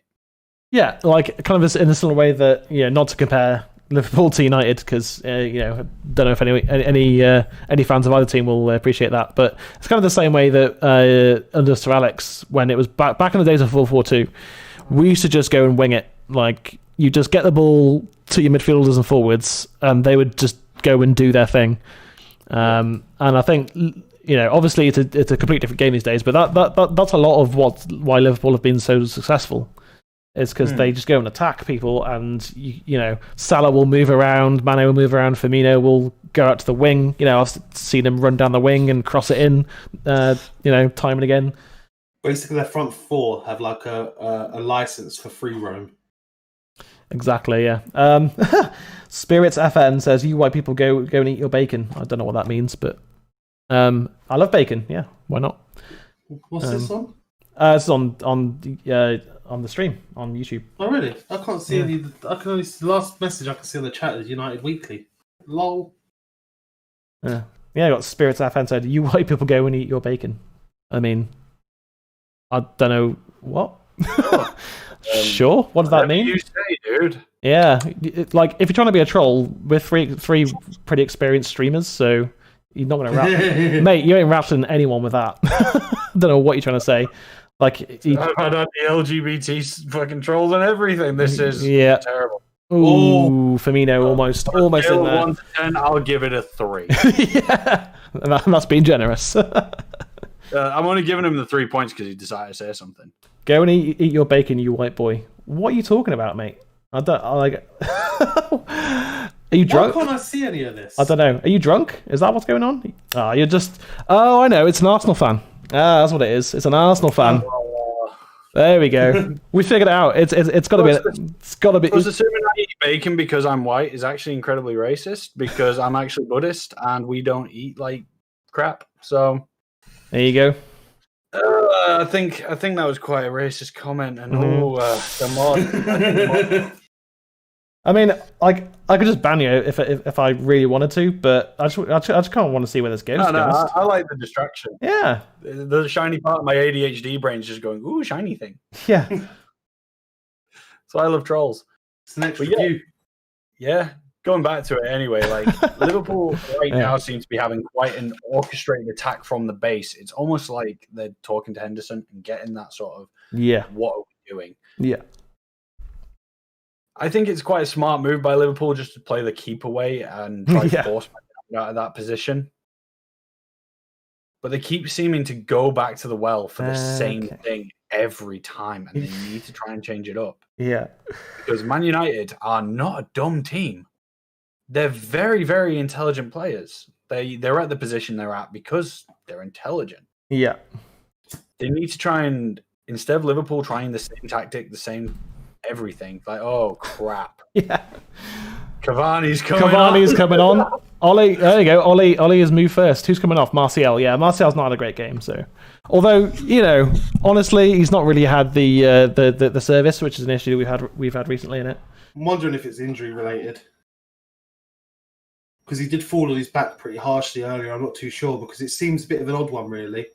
Yeah, to just straight up swap Cavani. I mean, Cavani's energy in that, he can just come on for half an hour now and just empty the tank, can't he? So yeah, I mean, we had the running joke, didn't we, the other day that Cavani played every position other than goalkeeper. Yeah, he did. Yeah, he was everywhere. Yeah, I've like he just kept saying go eat bacon, white boy, and then it was go drink vodka, white boys. Like I'm up here with my beer. Like I don't think he realizes what Buddhist means because we don't actually drink that much. So. No. Oh, it's Salah. This could be the moment. Oh, Salah puts it wide. This is where the cocky mentality of Salah comes into it, and I think it's something that needs to be drilled out of him. To be fair, he did well to even get not have the shot blocked. To be honest with you, no, it was. Players around him. It was blocked. It's a corner, I think. Yeah. It looked like it went straight through Maguire's feet. It did. Let's see. Oh yeah, I think it just clipped him, didn't it? Yeah. Yeah. Almost tickled his ankles, didn't it? Yeah. I mean, I don't like. Ooh. See, this is why we lack because we need Van Dijk. Yeah. We need that aerial presence in the box. Yeah. Especially against us, where another inside joke on the channel we make is that teams getting a corner against United is almost as bad as getting a penalty. Yeah. We just leak goals from corners. We do, yeah. So Michael says Salah is a decent player, but he's far too cocky. I agree with you there, Kaz. Thank you, Michael. There you go. He is. He's very cocky, but with good reason. He's a world-class player. It's just that he needs to, as you say, a bit like Greenwood in that way. That Greenwood's very selfish, and I think Salah's got that in him as well. It's just that Salah has the platform behind him of the squad he's in to be able to go and be that cocky all the time. That was poor clearance attempt from Bruno. That was really poor. Well in by Cavani. Well in by Cavani there. I'm going to say this with no comparison between the two, but if you take Salah and Ronaldo, for example, yeah, they're both world-class players. Yeah, but Ronaldo knows that he doesn't have to do everything alone. Yeah, yeah, that's it. I mean, Ronaldo, like everyone says, and I've been given shit for this in the past from friends who are Liverpool fans who claim that Sadio Mane, Firmino, and Mo Salah are the best front three the Premier League's ever seen. Yeah, I was like, I remember Tevez, Rooney, and Ronaldo. Now, none of them were selfish because I tell you what, if they were selfish, even if we won a game 5-0, Ferguson would give them the hairdryer treatment. Yeah. At half time or full time. We just appreciate the fact that they said those three when we have had better up front forwards than them. Yeah. Let's not bear in mind, right? We have had Michael Owen, Robbie Fowler, and Emil Heskey at the same damn time. Yeah. Yeah, that's it. Well, in bloody Wan-Bissaka, but lovely tackle by Pogba there. Yeah. There's Bruno. Plus, what's that other up front forwards we've had? We've moved Xabi Alonso up before. Torres. Yeah. But bear in mind, Gabriel Cisse. Yeah. Milan Barros. Yep. And fucking Xabi Alonso. Yeah. We've had them three up front before. I'm sorry. Milan Barros is one of the most fucking underrated players we have ever had. He was excellent. He was really good. He was very good footballer. You had the legend that was Neil Mellor. I don't know if anyone remembers him. We've had Craig Bellamy, the guy who likes golf clubs quite a lot, always taking a shot. Ooh. Cavani in. Go on, Edison. Ref, free kick to United. Excellent play there from Cavani. By Liverpool there to cut him down. Yeah, yellow card, I think. Yeah, for Fabinho. As much as it's a dick move, it's kind of worth it because absolutely. we left Cavani unmarked. Yeah, you did. I mean, I was expecting Cavani to hit that first time, but I think it got away from him. Yeah. I'll tell you what. It did. Watch his placement. If he gets past Fabinho there, shot on Bruno's in. Yeah, Bruno's in. Yeah. Because you had a player that was really deep, keeping all of us on side. Yeah. Honestly, I think this is Bruno's going to hit it again now. Nah, Rashford. If Rashford's standing there, Rashford's going to try and do a Chelsea. He is. He's going to go for his Ronaldo goal. like you said, it's going to be a stunner that it's going to be a stunner or something really stupid or a penalty. That's what's going to change this game for either side. Marcus Rashford, MBE. Yeah, well, I mean, it could still be Bruno. He's standing off it. I don't know. I think Bruno's got his eye in. He missed that one in the first half, but we'll see. Don't know. Can't even call it, mate. Got me bonking stick. We got this. Yeah, bonking stick's ready. Yeah, good block. It was. That was a powerhouse. That was. Man United's just not trying to get revenge for Alan Smith. That was one hell of a kick. Lovely ball by Shaw there. Yeah, one hell of a kick, lol. I like that. Yeah. Oh, Mane, that was a desperation. That was it. From Mane. I tell you what, if Wan-Bissaka doesn't back off there, that's a 2-footed challenge. Did you notice that? Yeah, and Mane's off. Yeah. But yeah, I'd rather that not happen though. Yeah, I'd rather Wan-Bissaka still have his legs. His legs, yeah. I mean, we don't really have another right back, do we? So. Brandon Williams. Oh, yeah, but he's not. I rated him last season. I don't rate him this season. I think he's been dreadful this season whenever he's played Brandon. Yeah. Well in Shaw. Pulling some skills on Mo Salah there. Well in Shaw. See, Pogba's been very good all game at that. At just being that midfield pivot, keeping the ball. You can't shove over. You can't shove over Jordan Henderson that easily, mate. Even Pogba's size, he's a big lad. Go on, Kaz. No, I'm literally just admiring the class here because it's just been turned up to 11 on both sides. Yeah, we've both turned up. Both turned up second half. Clicked. Yeah. Absolutely. This second half has been a showcase of good attacking and good defending. Irresistible force against an immovable object. That's literally been this game. It's Hulk and Doomsday, like two different leagues just coming together, but same sort of power level. Yeah, it's fucking insane. Yeah, it's a Barcelona versus Bayern Munich game, isn't it? It's that kind of like the first half wasn't. The first half was okay. Second half though has been such good football from both sides. I mean, I say that and Pogba gives the ball away. All right, don't give up Pogba. He just sort of got pissed off with himself and stopped moving. He did, yeah, but it's all right. He picked it back up again. Fred there with he's doing about Balotelli, so we're fine. Yeah. Well in, but Lindelof's there. Oh, and it's into the hands of almost said Maguire then into the hands of De Gea. I bloody hope not. Yeah. That'd be a way to lose a game 1-0, wouldn't it? Yeah. Oh, that's poor from Trent. Rashford trying to do a spin move there. Free kick to United. I mean, he could have played possession there, but it's an intriguing game of football, isn't it? It really is. It's just both teams attacking really well, both teams defending really well, but there's not really been I think either Salah's chance or Bruno's free kick has been the only real clear chances. Yeah. Yeah, everything else has been like half chances and nearlies. Yeah, go on, Kaz. It's going to be a very tough one to call, but I'm still going to stick with my 2-1. Yeah. For this. I don't know about 2-1 now. I think I don't know. Bruno. No, I still feel it. I can see that Man United are getting quite tired, and so is Liverpool.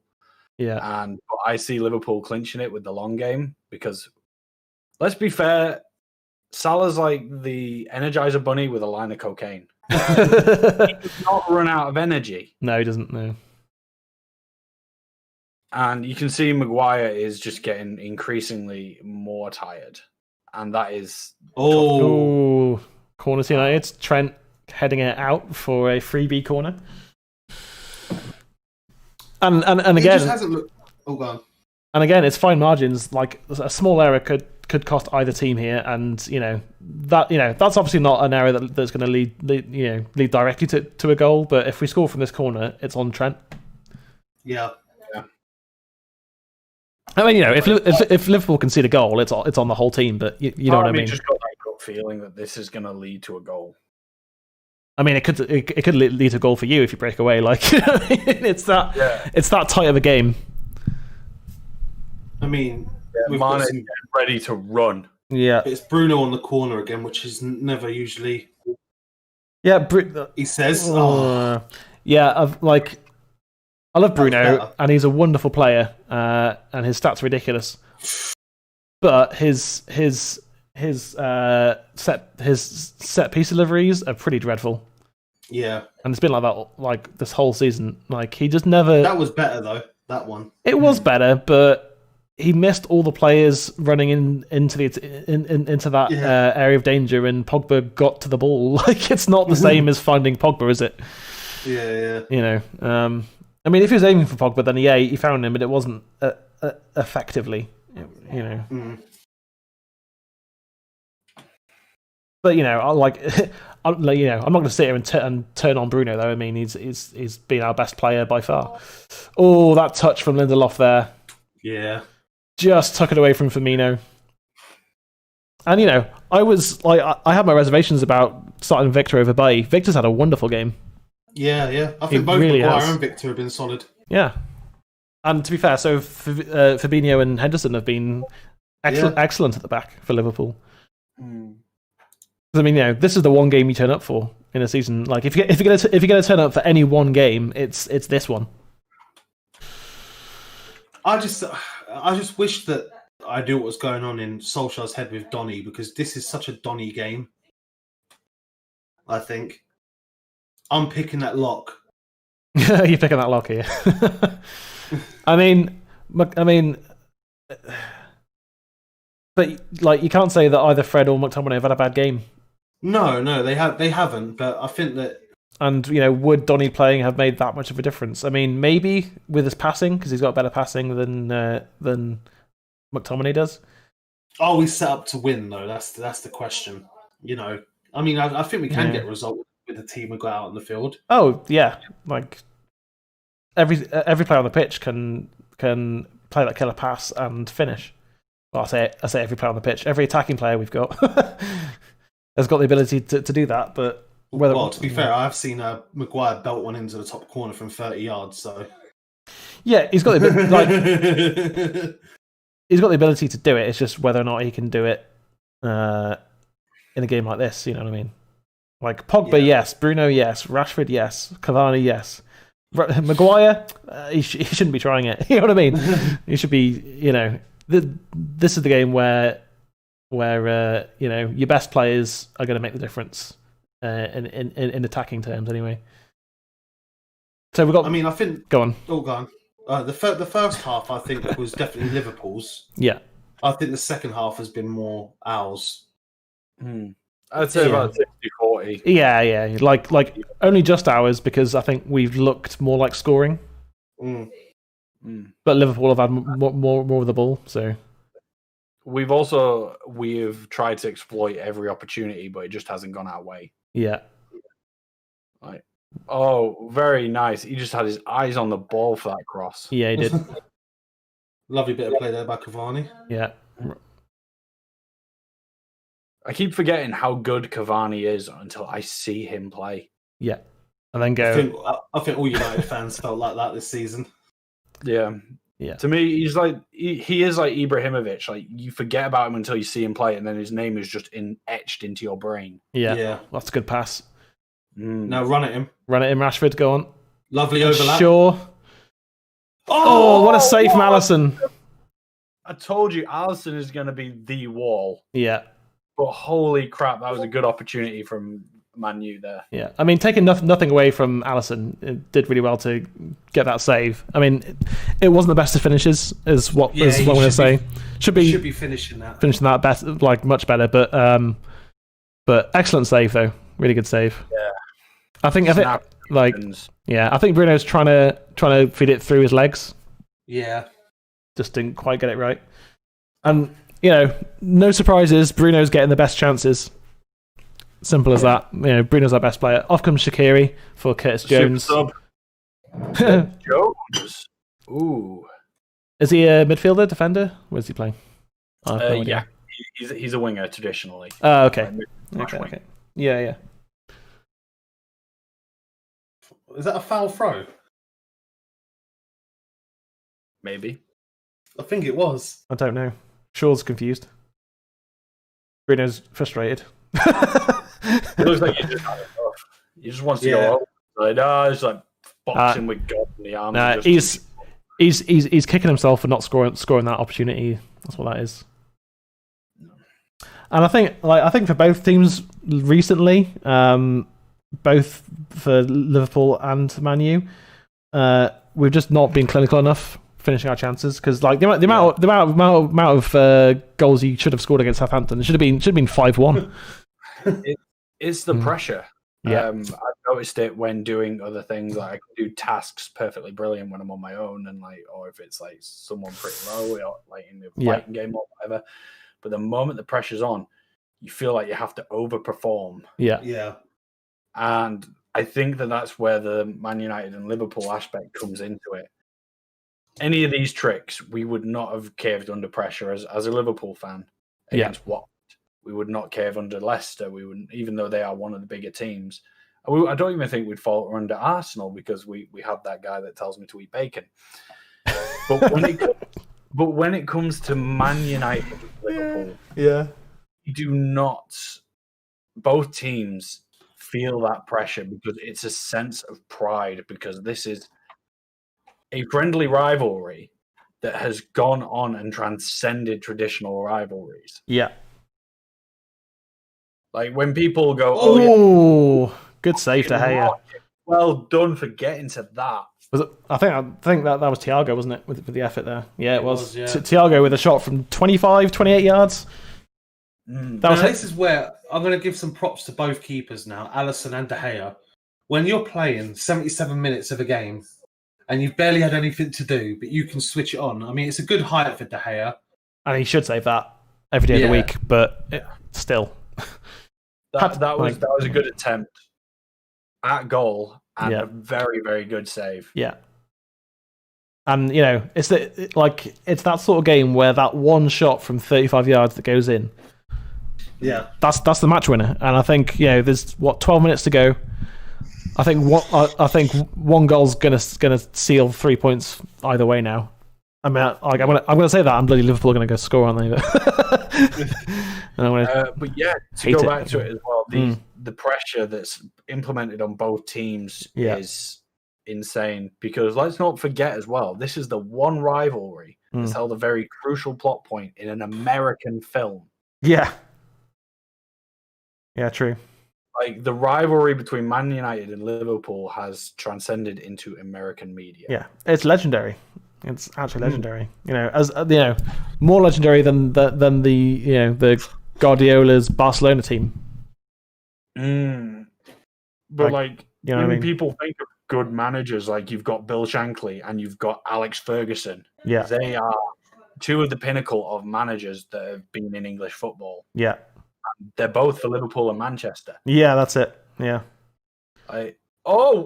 You're going to hit the flag, mate. Stop getting ambitious.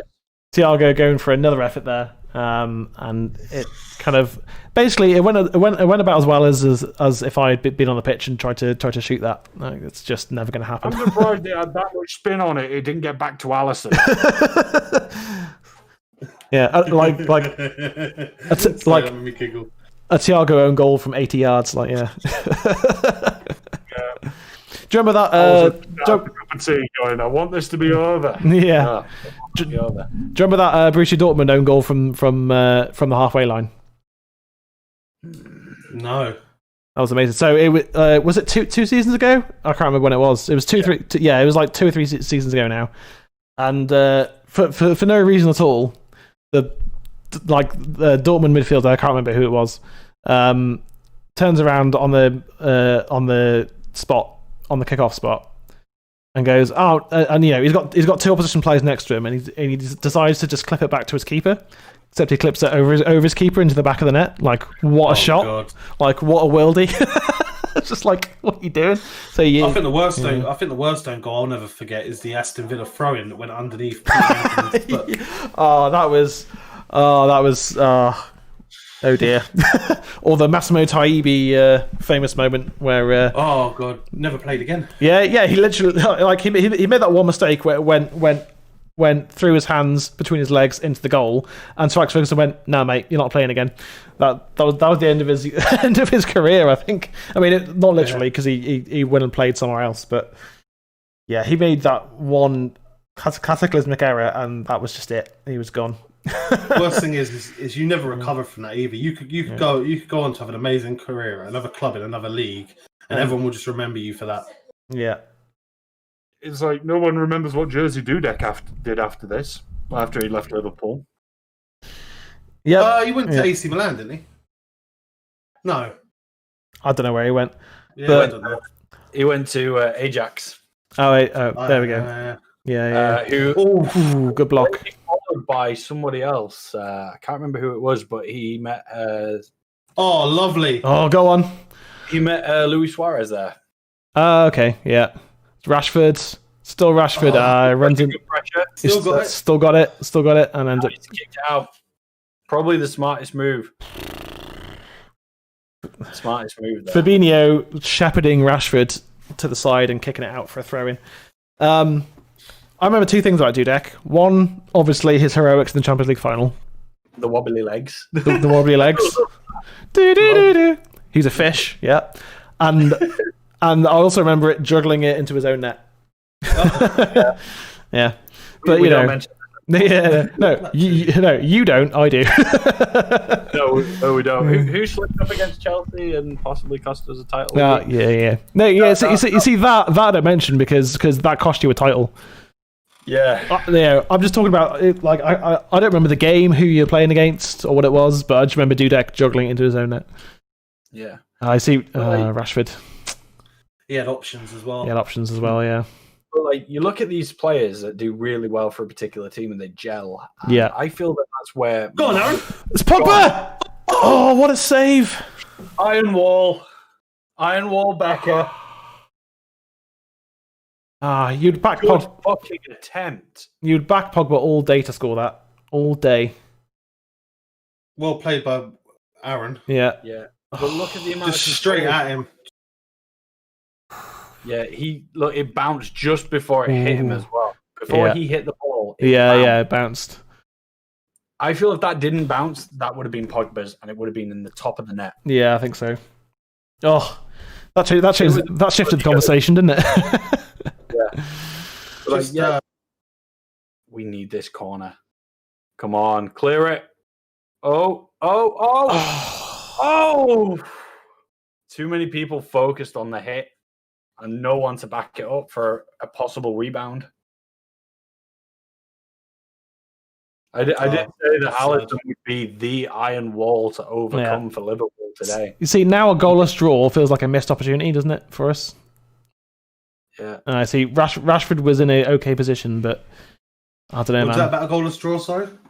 Yeah. Oh, yeah, like goalless draw is what I predicted a draw. I didn't know how it was going to go down, but Firmino's off. I think the chances we've had. Yeah, Origi's on. Yeah. The chances we've had. I'm now going to be disappointed if we lose. Oh yeah, if we lose, yeah. I mean, not lose. Sorry, if we draw. If we draw. Sorry.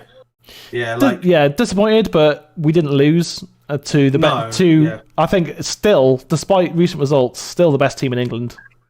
I mean, City are a close second. I would say right now, like City are unbelievable right now.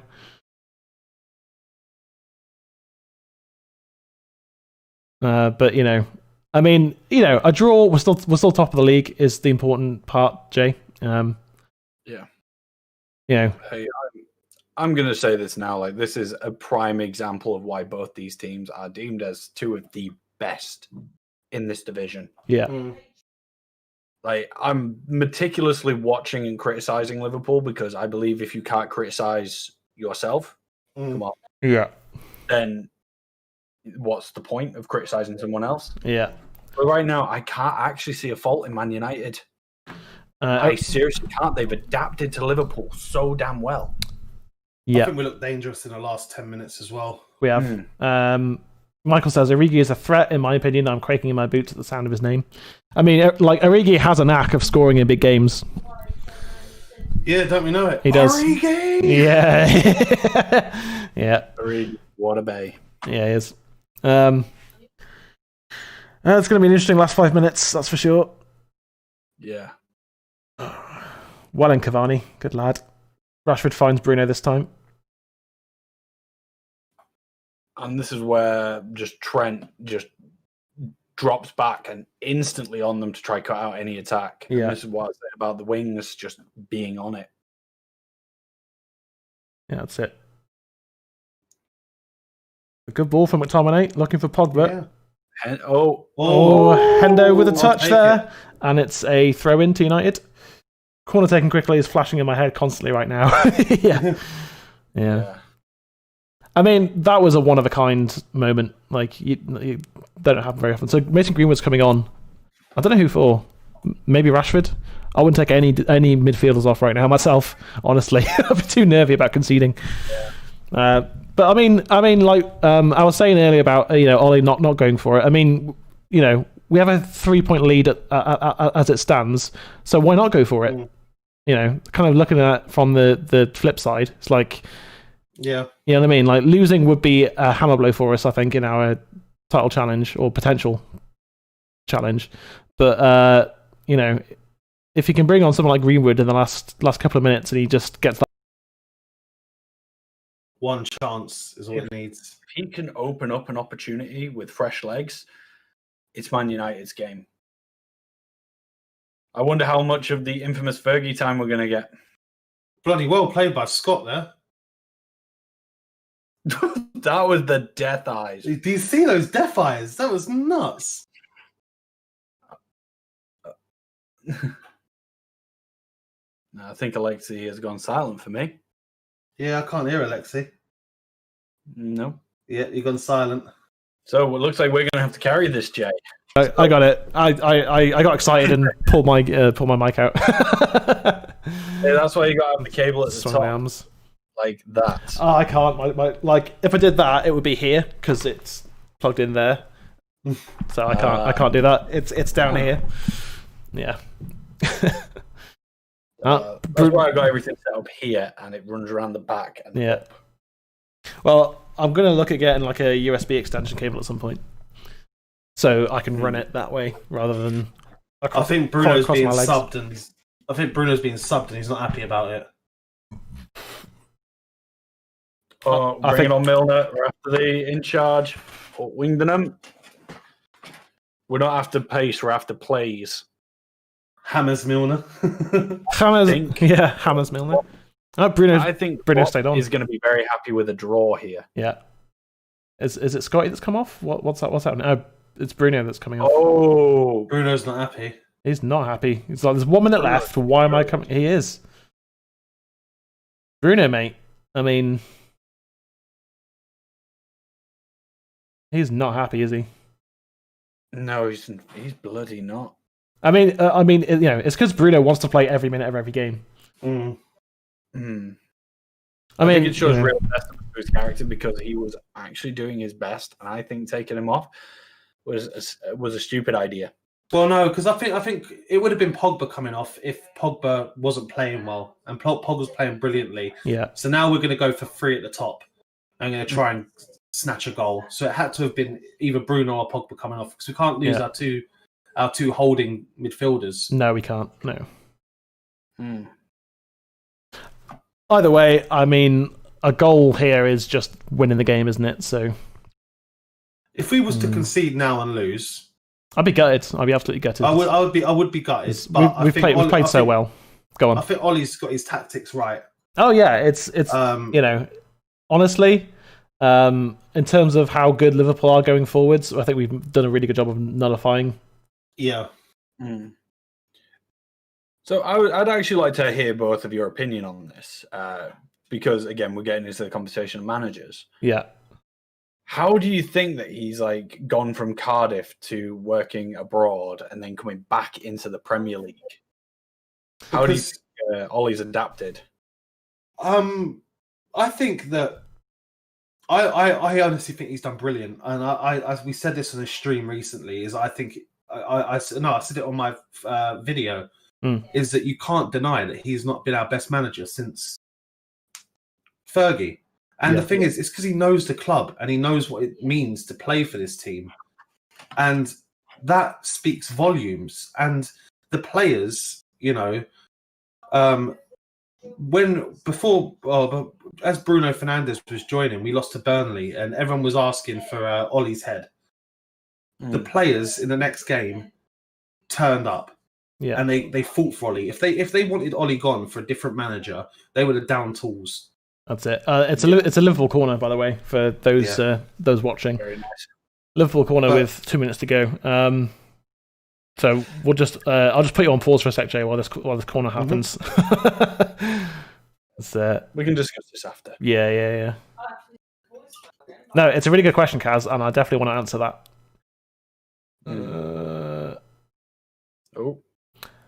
Come on. Pogba. Go on, Pogba. Got a break. Go on, Pogba. Oh, Pogba. He did. He should have just played it to Fred straight away there. He played it to Fred. Fred pushes forwards. Instead, now we're defending again. Just about a minute left to go. Obviously, it's plus 15 seconds on that, but roughly a minute. And we're going to do the match ratings afterwards, obviously, once we've had a chance to see the rest of the game, because the scoreline could change, things could change here. And so therefore ratings could change. Rashford's on it. There was a free kick given, but Rashford was on the ball. What's going on? So Shaw was fouled, and instead of playing possession, referee pulls it back. That's a frustrating moment, I think, for us, because I think Rashford was away there. I mean, Alexander-Arnold, there wasn't much in that. He just left his foot in, didn't he? Really? That's certainly not as bad as Shaw's foul. I think it was a light touch to his left shoulder, and he just went down. Yeah. Klopp's just laughing. Yeah, as always. Yeah. Yep. I mean, I did predict a draw. I think we should have won the game, to be honest. I think second half we had the better chances. Overall, I think Liverpool have been the better side. Just, you know, it's like 51% to 49%. I think it's that close. Certainly, we've had the more clear-cut chances in the second half. Thiago had that effort. Yeah, Rashford's always fouling in there because it's the last kick of the game. Yeah, it's just like he's not running away with it. I'm gonna foul him, and it's gonna be a free kick so we can get back and defend. I thought it looked like he got the ball, but I probably saw it wrong. Yeah, he did not get the ball there. Never got the ball there. He got the left leg. Yeah, he did. My eyes are terrible, guys. Yeah, that is true actually. Yeah. So free kick to Liverpool here to probably be the last action of the game.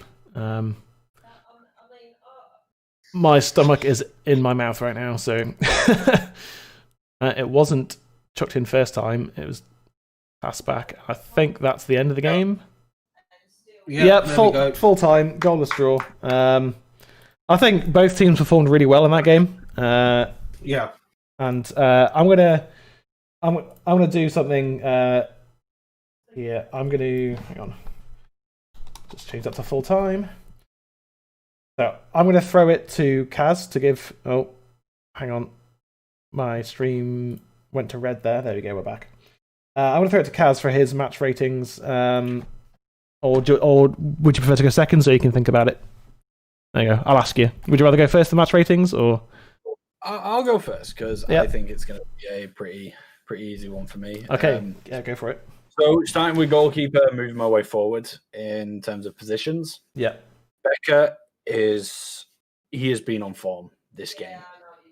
He has had his positioning done perfectly. He has been on the ball. He's had his mind switched on despite not being active in the first half. Yeah. Second half pushed it though, and he had 2 fantastic saves. And I mean fantastic. Yeah. Like, I'd give him a 9 out of 10. That he's been on form and possibly my player of the match. Because even though he hasn't been that active, he has been there, switched on and done. Yeah. The defense, despite being the super glue defense, stuck together and hope for the best. Everyone has pulled together. The wings have been absolutely on it on trying to cut out any Man United attack. Yeah. again, turning what seemed a terrible situation into an opportunity and a counter-attack opportunity at that. The midfield, I'm not a big fan of it. We have truly gone a bit downhill with the midfield. They weren't switched on. The only time where it kind of came through was when Milner stepped in, and obviously that was because they had the coaching alongside them, kind of pulled them together. Yeah.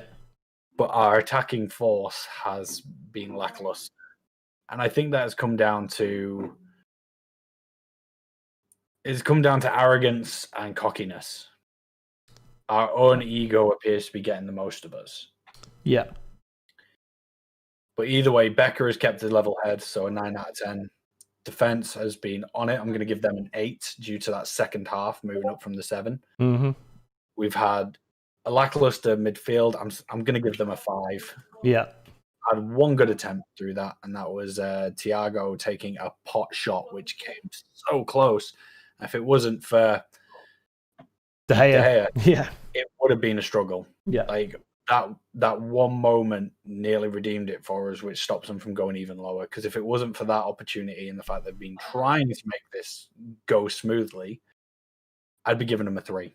Yeah, I mean, like, I think obviously part of the issue is that you're playing your two best midfielders in defence right now, which is really hampering your attack. But there weren't, like, in the second half, there weren't really any, apart from Thiago's shot, there weren't any really good chances that you created. Yeah. So yeah, back to your ratings. Yeah. Carry on. Finally, the attack. Yeah. I'm going to give them a 4. They were trying to make sort of things happen, but they kept going back to the same well. You could tell that their heart was in it, but they just didn't want to change up and make the opportunities. Yeah. So overall, Liverpool squad's going to get, I'd say, a 7.1. Fair. So like, it was a solid performance, not terrible, but not great either. Yeah, it could have been improved on a lot of aspects, and it mainly comes down to the attack being stuck in their ways. But defense adapted. The defense and the goalkeeper were always screwed in and trying to make opportunities, and they were playing strategically. Yeah. But the midfield really let it down, and the attack possibly toppled it, because if you can't break out of that mentality of trying new things and trying to mix it up, it's the equivalent of throwing a punch in a fighting game. They're always going to expect that punch. Yeah. You need to go for a kick. Yeah. So where do you think that leaves Liverpool in the title race? Who have you got next? I don't know who Liverpool have next. Well, where it's going to leave us is, I say us constantly fighting to really push forward. We're not going to do very well. And we have actually got Burnley on the 21st. Yeah. At 8:00. If we don't use Burnley like a punching bag and try something new, we are going to be in trouble. Do you know who your next game is after Burnley? Man United. Yeah, FA Cup. Yeah. Yep. That's going to be, like, I think that's going to be a very different game from this one. I was going to say, you two better have me back for that. Oh, 100%. Mate. Of course. Mate, you'll be there. Or you'll be here, I guess. You'll be here. Yeah. Right. Just going to send him to the game where no fans are allowed. Yeah. And also, something that we do on this channel is rate the manager. So how do you think Klopp did out of 10? Klopp very obviously got quite frustrated a few times. You can tell that he had a word. He tried, like, a few of the tactics changed, positions changed. I think Klopp did okay. Obviously didn't instruct the attackers to switch it up, try something new. So I'm going to give Klopp, our lovely, lovely man, a 7. Cool. Yeah, I mean that's fair. I mean, like I say, in the second half, like it was a bit of a change in dynamic, because suddenly, in the first half, United's attacking was pretty bang average. We didn't create a lot, and the second half, as the game went on, we started to. I think part of it is Liverpool started to tire, and we're trying to stretch us, so they stretched themselves, and those gaps opened up a bit. And certainly Bruno was a lot more in the game in the second half. And I think for both of us, goals are hard to come by right now. We're both struggling to score. and that's going to hamper us both because City. I mean, if City win both their games in hand, they're top by 1 point. No. Yeah. I just saw the table. So really? yeah. So they're on 32. So if they win, they're on. So we're on 37. Oh yeah, no, you're right. So if they win both their games, they're 1 point ahead of us. So City are right in the title race, which is a problem for both of us. And I knew they'd be there because it's Guardiola and it's Man City. So it's a lot of people saying that Spurs are still in it. I don't think Spurs are in it at all, to be honest. Leicester, I think, are in it. So it's a 4-horse race right now. In a month, it could be completely different. City could be 10 points ahead of both of us. Who knows? It's been it's a crazy season. And I can't see City losing at the moment. Any games? I definitely can't see him losing to Palace. No, they're going to have far too much for Palace. Stranger things have happened. I mean, we got battered by Spurs. You got battered by Villa. It's been a crazy season. Yeah. So, I think I'm going to do what Kaz did and not rate every player because I think I'm just going to rate the areas instead because it was very much a team performance from both sides. Yeah. So obviously De Gea, I think 7 out of 10. He didn't have a whole lot to do. To be honest, made a couple of easy saves and one good save from Thiago's effort, which was a save he should be making. It's an important save, and he made it. So what do you want? Our defense, I'm going to give an 8. I think we snuffed out everything Liverpool tried. Yeah. Limited them to I think 3 really good chances in the whole game, and given how we felt about the lineup when it was announced, I think an 8 is admirable. Oh, absolutely! Like they did Maguire today was a leader at the back. Yeah, and I think that's the first time that I've seen him really lead at the back. I don't think I've seen that at all from him before. Yeah. They all showed up today. I mean, Wan-Bissaka out of position again, a couple of times. A few good challenges as well. So, but some good challenges. So overall, I think our defense did a great job. Do you concur with that? 100%. Anything else that you want to add? No. So I'll pass it to you then for the midfield rating. So the midfield's an interesting one. Fred and McTominay playing in that deep lying role. Yeah. I would have to give an 8 for. They did a great job. Yeah, because they did well in helping out the defence. Pogba in my eyes too. I'm sad he missed that chance, but I'd say a 7.5. Yeah. Okay. Bruno for me, it's another 6. Yeah, he didn't. I mean, he because I was watching the channel. You know the channel.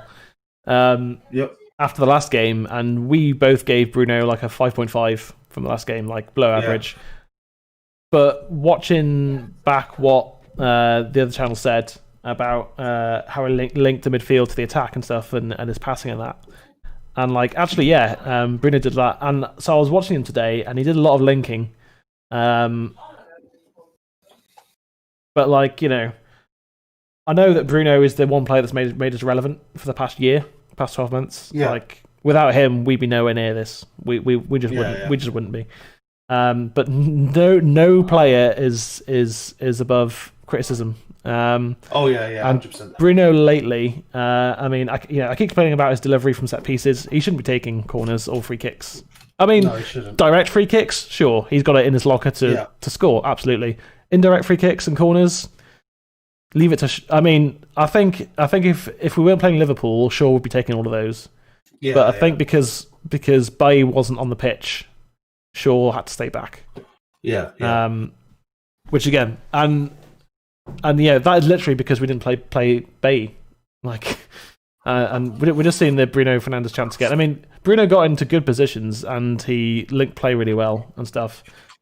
But he's just in a slight dip in form at the moment. So I'm going to give him a 6.5, Bruno, because I think he's one of the few players who you single out and go, how good was Bruno today? 6.5. Obviously, if he'd scored, he'd be getting an 8. Yeah. I think overall though, the midfield for me is a 7. Yeah, overall. yeah, 7 overall. It's come down from an 8, which is the initial score. Yeah. But discussing it, I think a 7 is fair. And the attack, I mean, they didn't really have a huge amount of service. Yeah, I would say we were pretty toothless today. Our chances came from the midfield. Yeah, Pogba and Bruno were the 2 clear-cut ones. Pogba's Bruno's free kick as well. Yeah. I mean, I'd give him a 5. I'm gonna give him a 6. 6. Yeah, 6 for me because they did a good job. Like the first half, like Cavani came on. Yeah, because Cavani came on. I think overall the attack gets a 6 because Cavani made us more dynamic. Yeah. And I think Martial, he was just, like, it looked like he was about to hit form, and then he's picked up a couple of little knocks. I think, like, I know he hit his leg against Burnley, and I just don't think he's quite there. He's not quite match sharp. Yeah. So but like Martial, just like we've said it before, he needs to score a couple of goals in a game. One goal's good, nice, but I think he needs to score 2 in a game at least. Yeah, hat-trick would be amazing, but he needs to score 2 in a game just to get into the rhythm. Yeah. Rashford has kind of stopped scoring goals, but Rashford goes in it. Back at that Rashford chance. Though. Yeah. Oh yeah, Rashford like he should have slipped in Cavani. Yeah.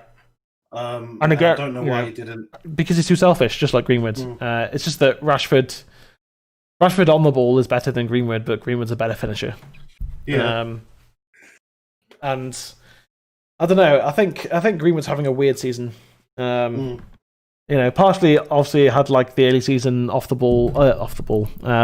pitch stuff, where he broke quarantine rules and stuff. And I think that's affected his season. So yeah, overall, I think probably about the same as you, Kaz. Roughly a 7 for the team as a whole. I think our defense was our strength today. Do you want to know who my man of the match was? And obviously, as this is the United Weekly channel, when we do man of the match, it's like United. Liverpool's man of the match, Alisson, hands down. Alisson, yeah, hands down.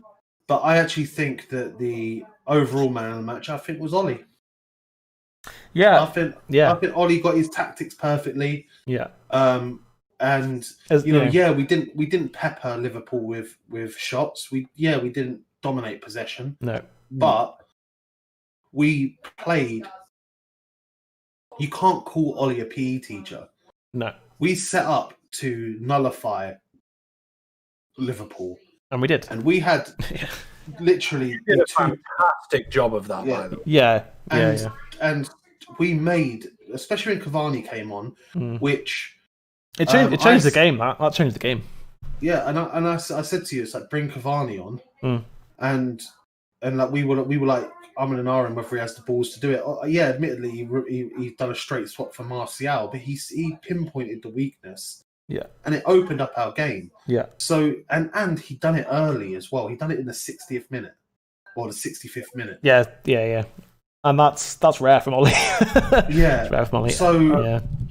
I can't help but to say that to me, like he done a perfect job, and in fact, I think that we deserve to win with those chances. Yeah, those 2 chances. I think we deserve to take it. Yeah. Well, you went with your controversial as calling the manager as man of the match. So I'm going to do something controversial and give my man of the match to Harry Maguire. Yeah. No. All right. I'll take that. I thought he was absolutely superb. That's maybe the best performance. I mean, the Everton game was a solid 9 out of 10 from him, and today maybe an 8 out of 10. But I think. Go on.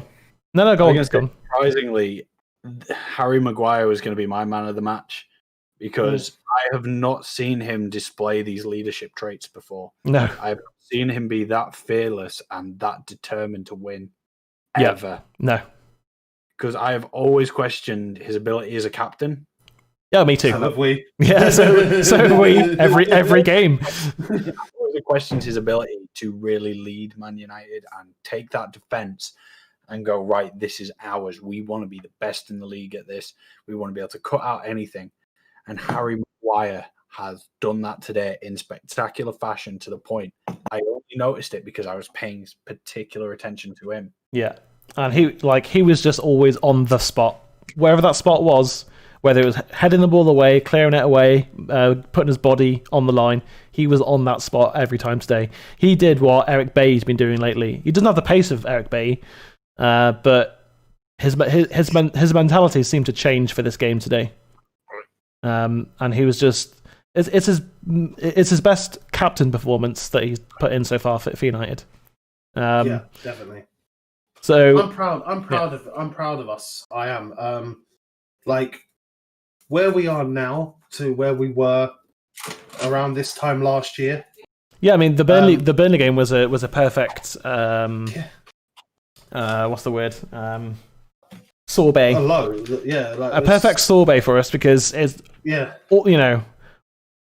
obviously a difference of like a couple of weeks, I think, but pretty much 12 months later we're playing Burnley again. And this time, and this time we won 1-0 rather than losing to Burnley.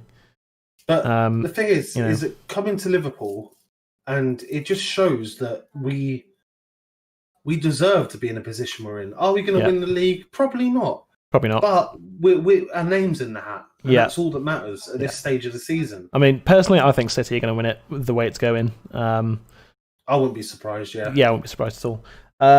But obviously, I'm a Man United fan, and I want Man United to win everything ever. So, with the position we're in, I think we can just play our second string team in the Europa League. Yeah. The Europa League doesn't matter. The Premier League matters. I'd rather finish second or third in the Premier League and maybe get somewhere in the Europa League. Yeah. But I don't really care that much about the Europa League. Yeah. I'd rather us be a point off of Liverpool and finish second than win the Europa League and finish fourth. I mean, if we were to make it to a final, then brilliant. But yeah, that's it. I mean, Ollie needs a trophy, and I know that.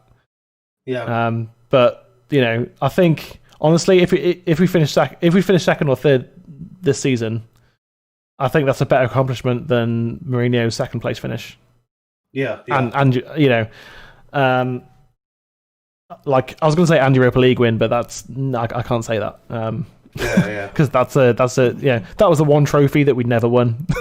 Yeah. So, and he did it. So, but yeah, it was an intriguing game of football because both teams were at it. I agree with Kaz that Liverpool's midfield didn't really do much in that game. They were subpar, but when you're having to play Thiago, who has fitness issues, and Wijnaldum, who is top class, but he's top class because of the players that he plays with, and he's not playing with them where they're supposed to be. Because Fabinho and Henderson, rather than being next to him, 30 yards behind him, it's not conducive to a good performance. And I thought Wijnaldum played well. Thiago was barely in the game in the first half, and then had a 10-minute spell of playing really well in the second half, and then disappeared again. And again, it's really good to see Pogba playing really well. He's finally consistent. And he's going to bloody leave, isn't he? He's finally consistent for us. And it's about time. Michael says, with the Europa League, it's just another trophy for our cabinet, but if we can place high in the Prem, it's proving that we're finally back to top contender. Yeah. I agree with that, but I think if this was a regular season, we wouldn't be anywhere near first. See, no, I disagree with that. Because we're all in the same. Every team's in the same boat. Right. Okay. I'm not taking away from. Obviously, I'm a Man United fan. I'm not being negative. I don't want to take away from what we're doing. I think we deserve, like you said, and I agree. We deserve to be where we are, 100%. Yeah. But I think if we can win the league this season, there's no more excuses for us not buying in the market in the summer. Whether that, I don't particularly want Sancho anymore, but if that means Sancho, then fine. I'm okay with it. I'm not against buying Jadon Sancho. But I think we can just spend more smartly than that. Yeah. we can do that. Okay. So yeah, I think. Well, did we settle on Maguire as man of the match? Yeah. I think that's I thought he was ridiculous, and some people are going to disagree with that. That's fine. It's all about opinion, as they say. It's all about opinion, and I think I'm stubborn. Yeah, I know you are. If I say he's man of the match, he's fucking man of the match. No. It is opinion based. Yeah, but obviously we've still got the return game to come as well. Got the Premier League game at Old Trafford between Man United and Liverpool to come. That's going to be another belter.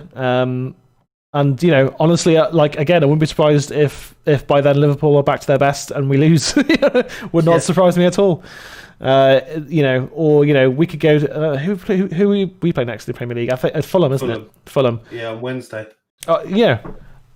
I wouldn't shock me if we lost that game. Wouldn't shock me at all. It's been a weird season and frustratingly so. No games guaranteed this season. No games guaranteed, and everyone's learned that. Spurs learned that, City have learned that, Liverpool have learned that, we've learned that. Yeah, games that last season would have been 2 or 3-0. Instead, you lose 2 or 3-0, and you go what? Or you lose 7-2 or 6-1, and you just go, what's going on? And it's just that's the season it is, isn't it? Yeah. Well, massive thank you to Kaz for coming and joining us. He'll be back for the FA Cup game, which I think is that next Saturday. Yeah. What is it? What time? Let me have a look. Sunday the 24th at 5:00. Oh, Sunday, cool. And it's on BBC. That's on BBC. Sound. So next Sunday, we will be back once again. And it's at 5:00, which will make it easier for my podcast to come out for sure. I nearly came running in then. Being like, Alexi, the game. Yeah, the game. No, I knew. That's going to be a really, really interesting game to watch. So he's different, I think. So Kaz Wukong. I mean, I think everyone in chat knows who you are, Kaz, already. So, but I'm just going to say anyway, Kaz Wukong, one of the best streamers I've ever come across. Wonderful guy. Jane Pixels, my usual co-host, is always here, or does all the graphics because I can't. And thank you very much. We will see you on Wednesday, and then Kaz will see you next Sunday for another belter. There's gonna have to be a winner. Is a great thing as well for that game. It's gonna have to be a winner, and it's sticking to 2-1. I'm gonna probably the same. Yeah. Thank you very much, guys. We're gonna say goodbye now. From Kaz, Jay, and Alexi, we've been United Weekly. This has been fun. It's been so much fun. Yes, where we have no agendas and we're forever red. See you next.